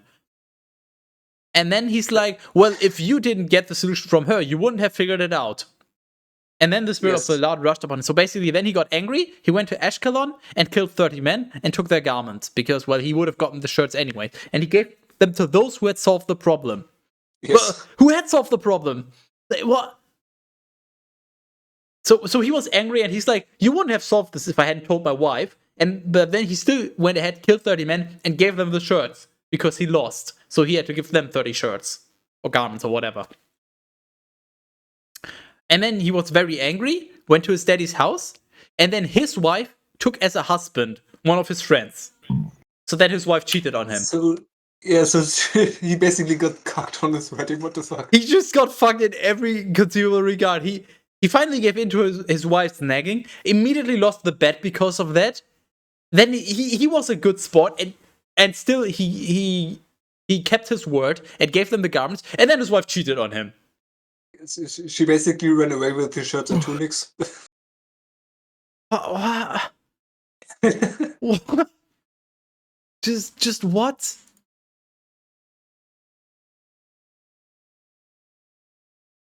Yes, same. Oh, hello, welcome back, Teras. What? I know that you weren't paying attention. Don't pretend. I can tell.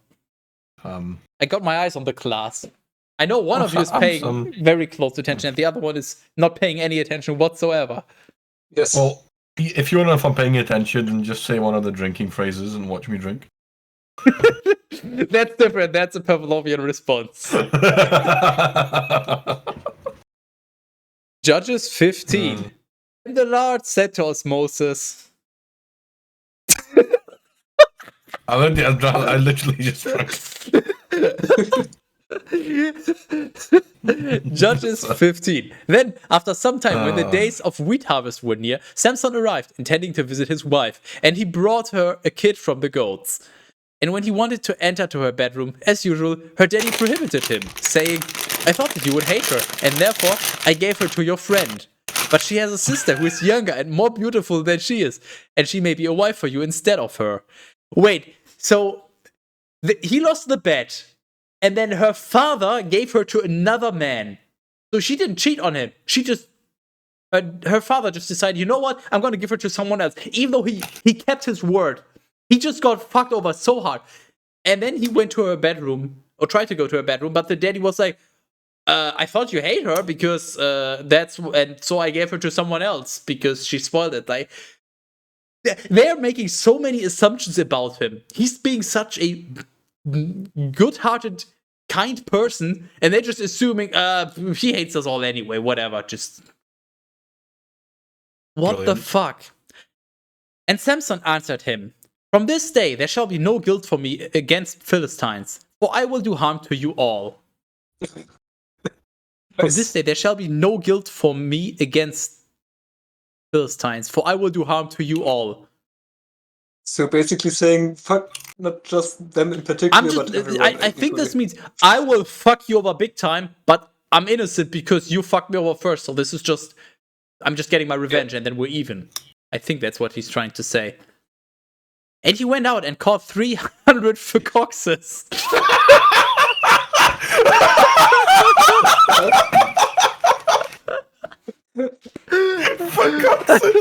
Teras, would you like to explain what a fox is?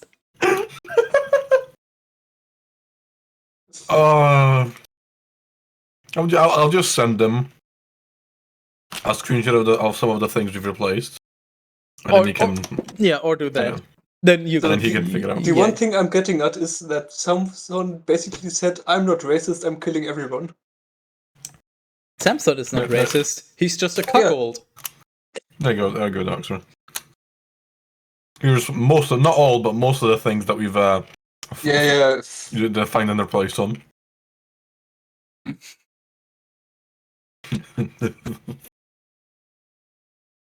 Maybe that sounds like a fucking quote for a t-shirt, if you ask me. 300 for coxes. That is a pretty good one, actually. You know what? We'll just... There we go. Anyways, yeah, you'll figure out what a fox is. Have fun. And he joined them tail to tail. So he's just torturing animals. And he tied torches between the tails. And setting these on fire, he released them, so that they might rush from place to place. And immediately they went into the grain fields of the Philistines, setting these on fire, both the grain that was already bound for carrying and what was still standing on the stalk. These were completely burned up, so much so that the flames also consumed even the vineyards and the olive groves. Okay, so took the foxes, put a torch on each one's tail, and then tied them together tail by tail. So basically 2 foxes and then a torch in between. And then he just set them loose, and they just rushed into the fields. Beyblade. What?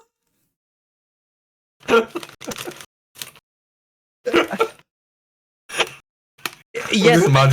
I'm just imagining them running in opposite directions, just spinning. After you run, it's just like a, it's like a dog chasing his tail. It's just like spinning, but also moving in a specific direction. Why would you take foxes and just... This is like a fucking 4chan move. And the Philistines said, Who has done this thing? And it was said, Samson, the son-in-law of the Timnite, because he took away his wife and gave her to another. He has done these things.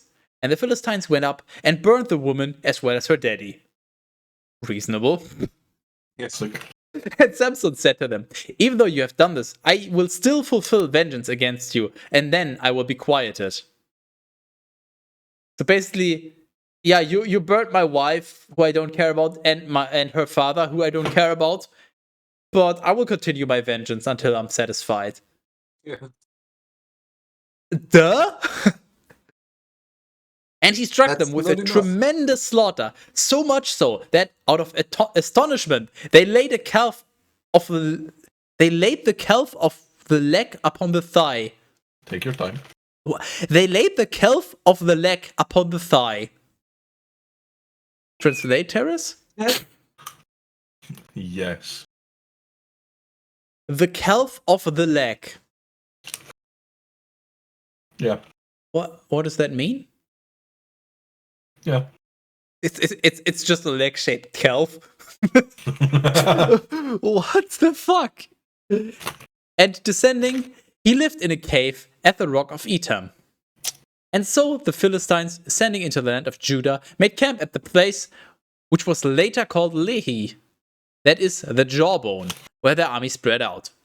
And some from the tribe of Judah said to them, "Why have you ascended against us?" And they responded, "We have come to bind Samson and to repay him for what he has done to us." Then 3,000 men of Judah descended into the cave of the rock at Etam. And they said to Samson, "Do you not know that the Philistines rule over us? Why would you want to do this?" And he said to them, "As they have done to me, so have I done to them."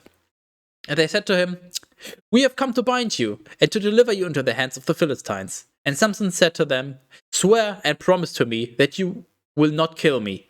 They said, "We will not kill you, but we will deliver you tied." And they bound him with 2 new cords. Yes, they're not old cords, they're new. Very important. Because if they were old, they would be old. A very important detail.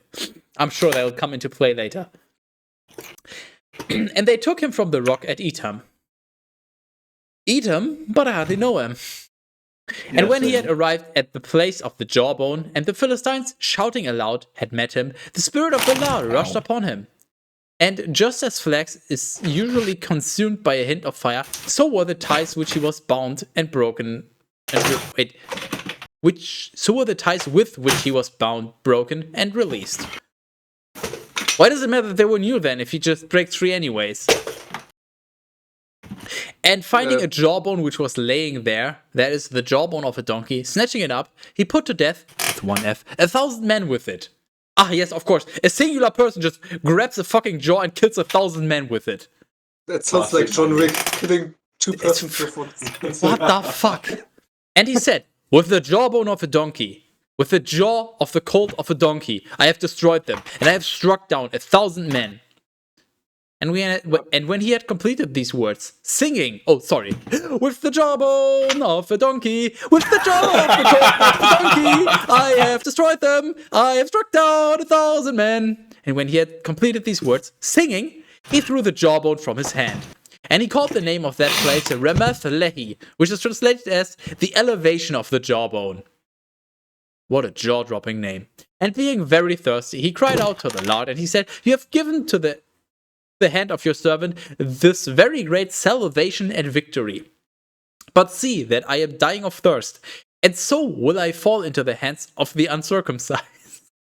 And so the Lord opened a large toothpick and stuck it into his... Excuse me. You don't remember? Put a few toothpicks in it for good measure? Wow. And so the Lord opened a large tooth in the jawbone of the donkey, and water went out from it. Ah, of course. Yes, water from the tooth. My favorite water. And having drank it, his spirit was revived, and he recovered his strength.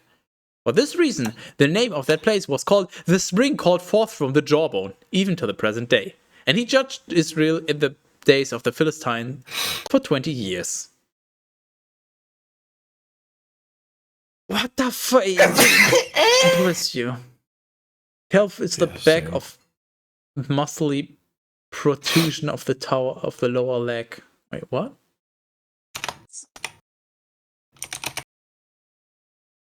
I am even more confused. I thought a calf was the offspring of a cow, a young offspring. I really like how your camera can't decide whether to blur the syrup bottles in the background or not. It's called syrup, not syrup. Well, fuck you. You're a fucking syrup. Yeah, well, maybe your mom. Yes, same. I need a refill. And I need it badly, because... Oh boy. Denaxor! Yes. Share some fun facts. Entertain the people. Good luck. You're on your own. I'm out. Entertain the people. Yeah. I'm still amazed how he basically turned into John Wick by the half of the of the chapter. That was pretty impressive, to be fair. Yeah. That makes me wonder, was that the inspiration for John Wick, or is it the other way around?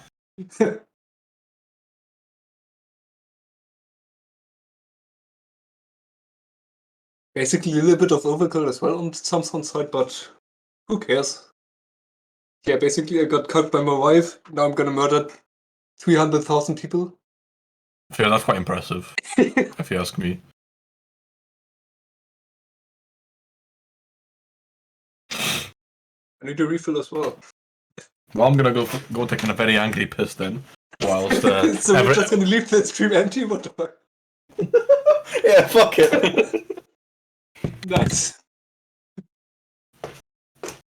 No, I can't do that.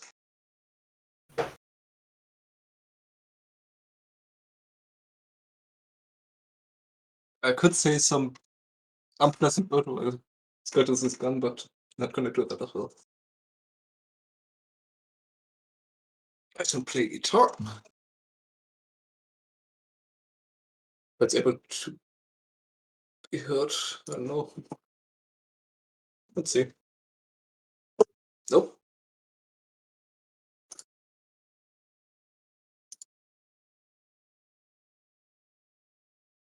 Here we go.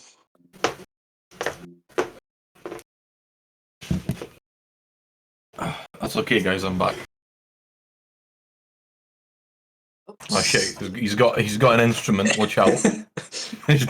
He's armed and dangerous. That was but. Go on, play something. It's a little bit weird with the cutoff from the mic, so I don't know if it works.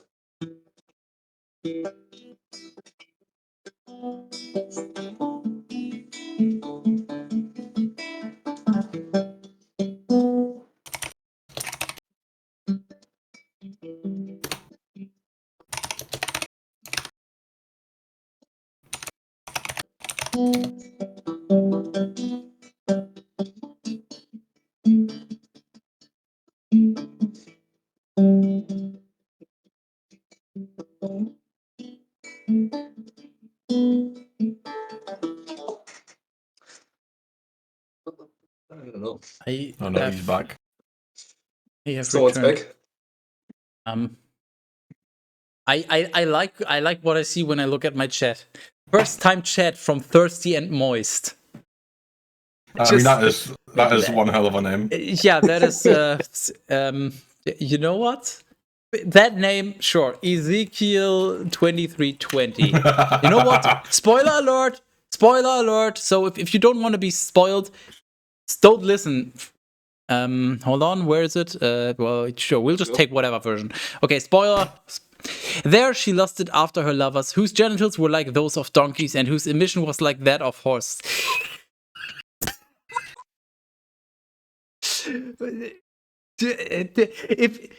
If you had sent this to me, Teras, I would be responding with the wise emoji right now. Just that is just. Where is Ezekiel? How far into the future is I don't. Hold on, I even got a document open. Hold on. You're welcome. You got special treatment. We did. I can't speak holy shit. We did spoiling. Holy fuck, that's the word. We did spoilers for the first time. Oh, we're quite a while away. It's like 2/3 into the Old Testament. Oh shit. Well, So far. We're not even. We're like barely a quarter through it. So yeah, I was about to say we're probably at around 25% of the Old Testament. You want to know why it's called Testament? Because it fucking tests you. This is the test of patience and endurance. Anyways, yeah, welcome to the most amazing Bible reading you'll ever encounter in your life. Yes. Anyways, Judges 16. Let's see. All right. Looking good. Good job, Teras. that's just what I do. Judges 16. He also went into Gaza, and there he saw a harlot woman, and he entered to her. And when the Philistines had heard of this, it had become well known among them. that Samson had entered the city. They surrounded him, placing guards at the gate of the city. And there they were keeping watch all night in silence, so that in the morning they might kill him as he was going out. But Samson slept until the middle of the night, and rising up from there, he took both doors from the gate with their posts and bars. Wait, what? What? Hell? But Samson slept until the middle of the night, and rising up from there, he took both doors from the gate with their posts and bars. He's So just basically disassembled the gates. yeah. Hold. So they heard that he's there with the harlot woman. Nice upload you got there. It's not in focus. It's completely blurred. I can't read. I think there's text below. I can't fucking tell. I think you need to hide your face because it fucking bright autofocuses as on hell. your face. Or maybe just put it in front of you, right in front of your face, like close to you. Hold on. Or turn off all.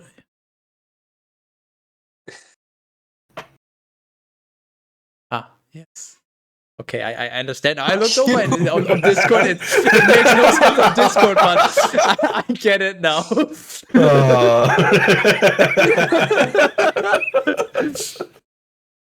I didn't know you two were together. I got a put in there. Might as well use it for things. Okay, so they hear You're never that gonna join again.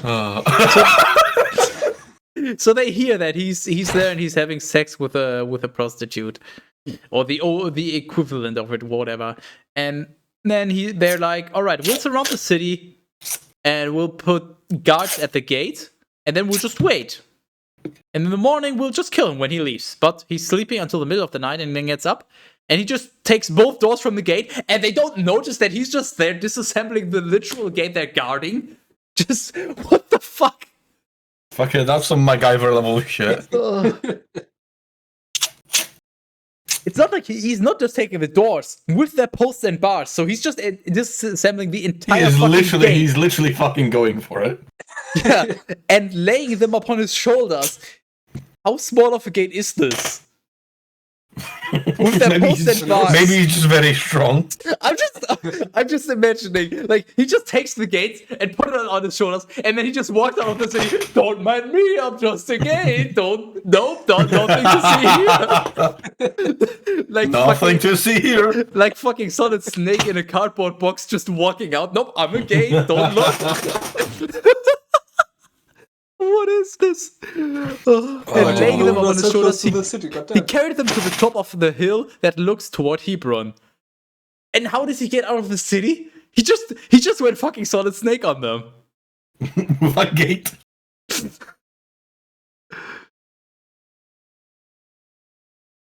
And what the fuck? That is actually brilliant. After these things, he loved a woman who was living in the valley of Sorek, and she was called Delilah. And the leaders of the Philistines went to her, and they said, deceive him and learn from him wherein lies his great strength, and how we may be able to overcome him, and to impose restraints on him. And if you will do this, each one of us will give you 1,100 silver coins. That sounds like a compelling offer. I mean, I don't know how many there were, but 1,100 times 100 or even more? Yeah. And therefore, Delilah said to Samson, tell me, I beg you, wherein lies your very great strength, and with what might you be bound? Not suspicious at all. No. How are you so strong? If she's into some BDSM shit, I don't know. And like, hypothetically, if somebody wanted to kill you, how would he best go about it? I'm not trying to kill you, just hypothetically, if somebody wanted Asking to kill for a friend. Hey, it's me, your brother. How do I kill you? This is so shit. This is so bad. How did anyone write this and think? Yeah, that goes into this. Yeah. Asking for a friend. And with what might you be bound so that you could not break free? And Samson answered her, if I will be bound with 7 cords made of sinews? Not yet dry, but still damp. I will be weak like other men. Yeah, okay, Denaxor, I'm sorry for doubting you. This is literally BDSM shit. You are so right. Yes. What the fuck? And the princess of the Philistines brought her 7 cords such as he had described, and she bound him with these. And so those hiding in thank you. ambush with her in the bedroom were expecting the end of the matter. And she cried out to him, "The Philistines are upon you, Samson." Is that like their safe word?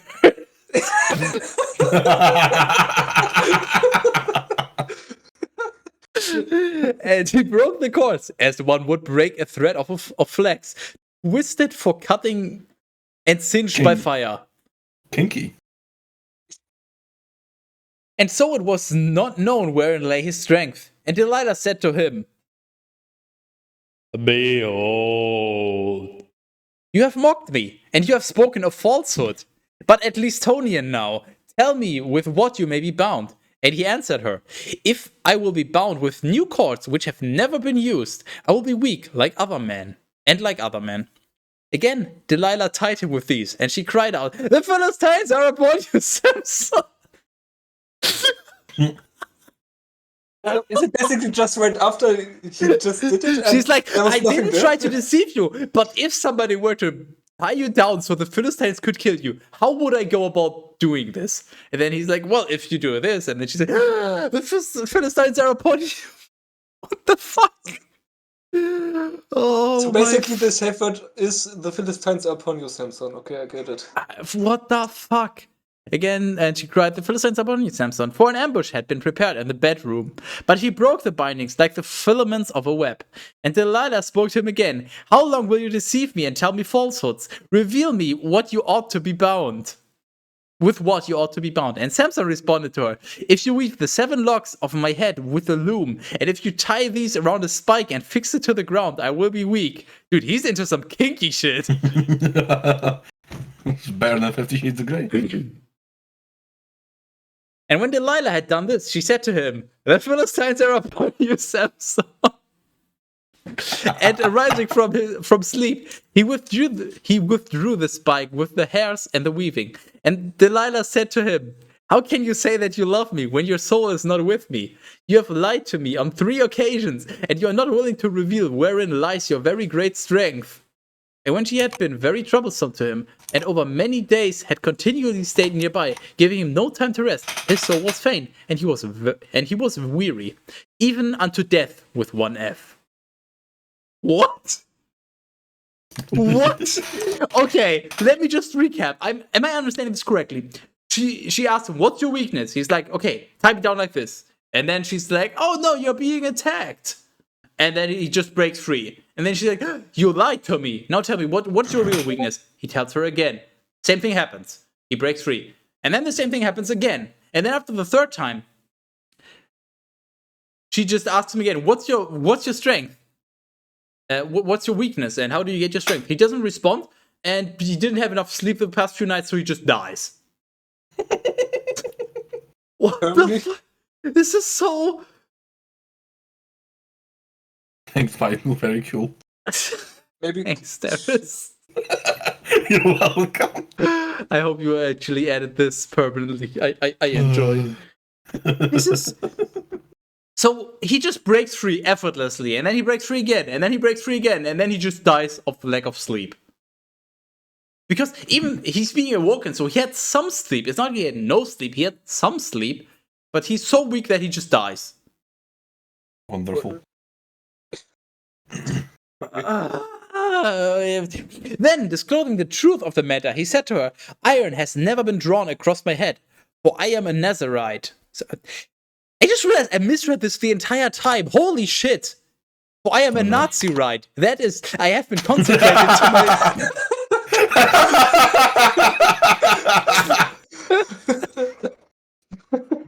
How did it take me this long to realize? Holy shit! Well, I guess we're about to find out who the real villain is. I really wonder who could be the villain in this story. For I am a Nazi-rite. That is, I have been consecrated to Skytis from my mother's womb. If my head will be shaven, my strength will depart from me. And I will faint, and I will be like other men. Okay, so in summary, because he's been consecrated to Skytis from his mother's womb, he's just had this inhuman strength, and yeah, it's just called strength. But if somebody shaves his hair, he's just weak. It's basically like the Disney film Rapunzel.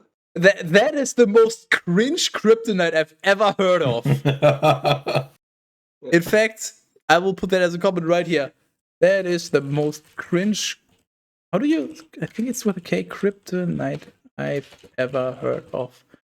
The fuck. There's so much thumbnail material. Please don't shave my hair. It gives me strength. Something like that. What the fuck? One Punch Man, the opposite. I'm not into anime, but I'm sure Denaxor approves. Yes. And then, seeing that he had confessed to her his whole soul, she sent to the leaders of the Philistines and ordered, "Come up just once more, for now he has opened his heart to me." They went up, and taking with them the money that they had promised. But she made him sleep upon her knees, and recline his head upon her bosom.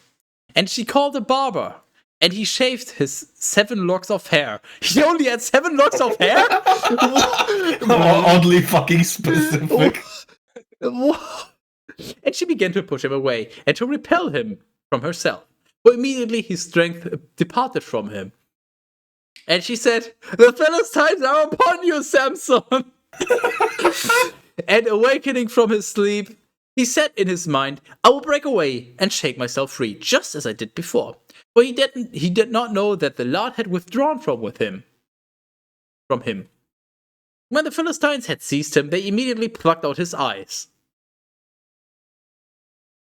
What? It's a bit harsh. And they led him, bound in chains, to Gaza. And enclosing him in a prison, they made him work a millstone. And now his hair began to grow back. I have a feeling I have a hunch where this is going. And the leaders of the Philistines convened as one, so that they might offer great sacrifices to Dagon, their Skytus. And they Fistonianed, saying, "Our Skytus has delivered our enemy, Samson, into our hands." Hey, Teras. This has been a little bit of a dry streak, hasn't it? Yes. How about every time something is repeated more than 3 times, just because somebody's a fucking retard, you drink? Sounds great. Alright, that also applies retroactively, so... I have to grab something. My condolences, Denaxor. I feel so bad for you. I'm just chugged the bottle. Be right back.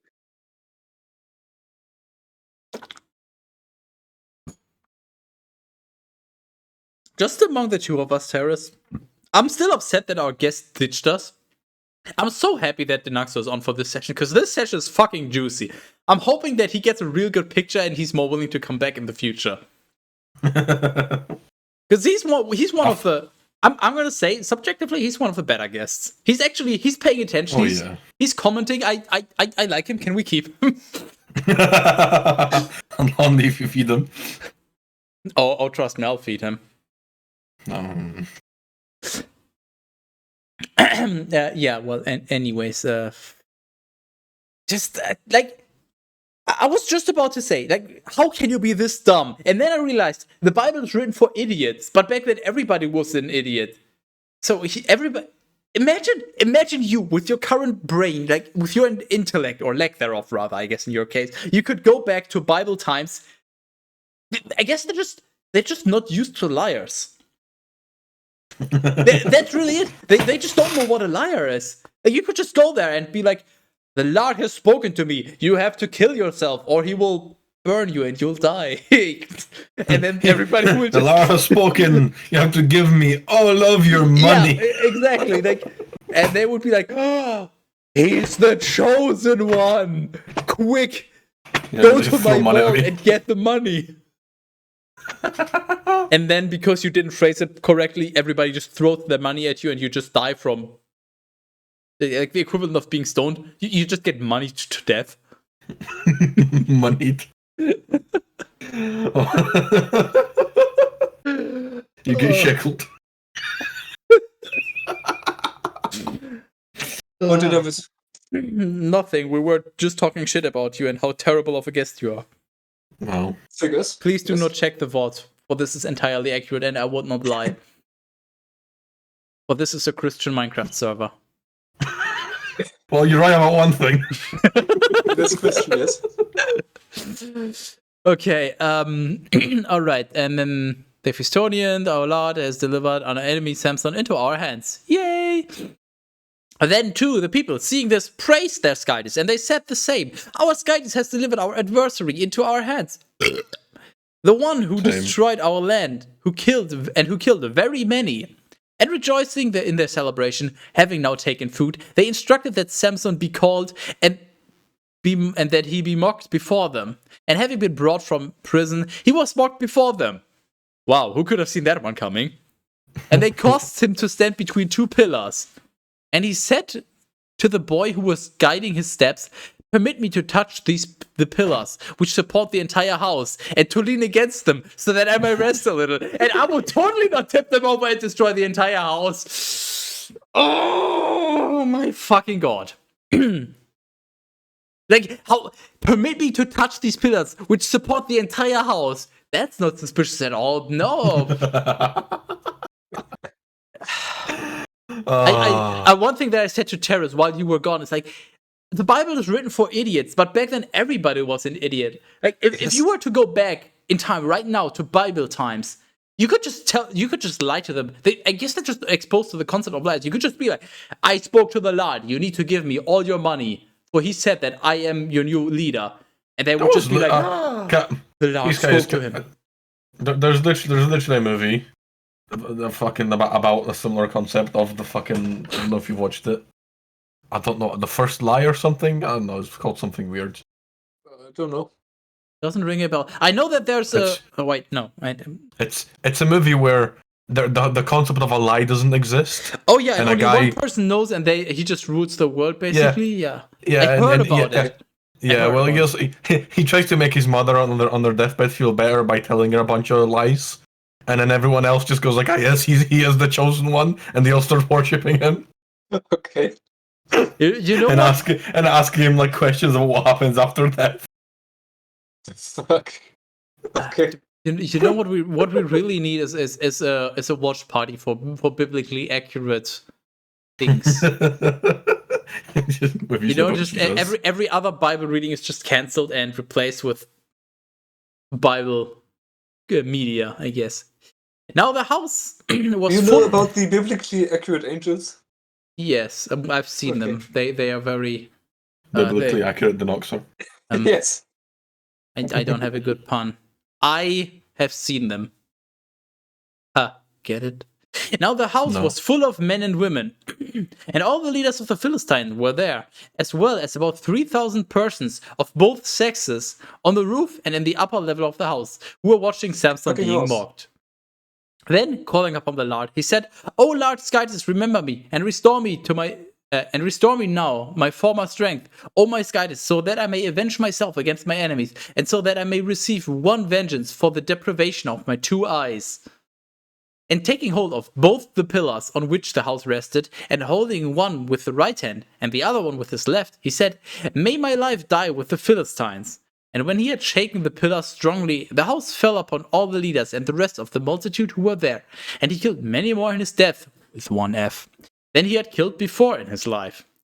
Then his brothers and all his relatives, going down, took his body, and they buried it between Zorah and Eshtaol, in the burying place of his daddy Manoah. And he judged Israel for 20 years. Who did? Okay. First Teras. He was body or... what was his he judged Israel for 20 years and then he died eventually. But like, this is like a summary of his life basically. He's dead now. He's been the ruler of 20 years. Okay, so Teras has indicated that he wants to stop. However, I have some extra hours I could redeem. Do you want to keep going, Mr. Denaxor? Or would you like to stop as well? I don't know. If you want to stop, I'm good to go. We can keep going. I have how much? 9, 10 hours? 10 and a half? Something like that. Hold on, I pinned it. I will check right now. I have another... Where the fuck is it? 10.5. I have another 10 and a half hours we could go for. In theory. Obviously, we're not going to go for that much longer, but yeah. Would you like to indulge in more Bibling or not? That's not up to me to decide, I think. No, that is It entirely up to you. actually is entirely up to you. Terrace wants to stop. I'm saying I'm down for more if you're down for more. But if you're like, I don't enjoy this, I want to go home, I will respect that. Well, I don't really enjoy it, but I'm still already Same. home, so I don't know what the place is. For fuck's sake, just decide. Are I we... think I'm done for today. Okay, fair. All right. Well, in that case, insert image of a fountain inside a... All right, we have to hold. Hold. We're holding. Keep holding. We're holding. Trust me, we're very much holding. You can do it. I did. Well, in that case, we have to stop. There you go. Well, then. God, well, in that case, we're stopping. Yes. There we go. Our outro is now rolling. All right. You know what? I will say this to you. You've been one of the best guests we've had on so far. So good job. Really? Yeah, really. Well, you have pretty fucking low standards, I guess. Yeah. We kinda... for a Bible reading, imagine that. You know what? You're most welcome to come back at any time if you would like. But I would totally understand and respect if you never want to come back ever again. Well, if you need a replacement in the last 5 minutes of starting, I guess I can do it. Oh, that's attaboy. Attaboy. I enjoy. Yeah, you're free to leave or not. That's up to you. The stream is ending, so if you have better places to be, by all means. I don't, but I'm still gonna leave. So. You know what? That's understandable. Just wise. Go ahead. Well then. Well, enjoy the rest of your day. I will see you. You obviously won't. Next weekend, hopefully. Yes. Have fun. All right. Good. Enjoy the evening, I guess. No, you. See? Yes. I hope you learned a thing or two. Yes. I've learned a lot. Oh, same. I learned quite a I've lot. experienced enlightenment. Oh Yeah. boy. I now know that word can be pretty much the most dangerous thing ever. That's what I've learned. All right. Anyways, as I said, you're free to leave. That is the wrong chat. We are ending stream. I will do the usual stream ending things, which means I will be back on Monday with Return to Monkey Island. Bonus streams in between. Who the fuck knows? I don't fucking know. But yeah, Return to Monkey Island next Monday. Probably no Bible reading next Saturday. There's a. I might not be home at all, so I have a feeling that Teras might need a break. No, I'm fine. Oh shit, Teras is fine. All right, we'll see. Anyways, yeah, come back on Monday with something less stupid. We're rating Tanka. He's doing Diablo speedruns as per usual, and do the social things. Look, I have a Discord. Look, I have a YouTube channel. Look, even Twitter. And look, idiots, right here. You will stay after the stream ends, so you're choosing to not join the raid, which means you will get less channel points than everyone else. That is brave, but hey, you know, good on you, Cat Peasant. Yes, there you go. If you're watching the stream, there's links to click and have fun. Yeah, we're raiding. Good night. See you next time. Oh yeah, also before we go, click on that link and whatever it says on the website, do it. Doesn't matter what it says, just. Yeah, Teras has a thing going. Maybe you should check it out because it's actually good. I'm gonna be doing podcast things again. Teras does podcast things, and we're not talking about the podcast you're watching right now. So maybe check it out. Anyways, we're raiding and enjoy your weekend. Don't do that. And don't get tied up by your wife. Do it.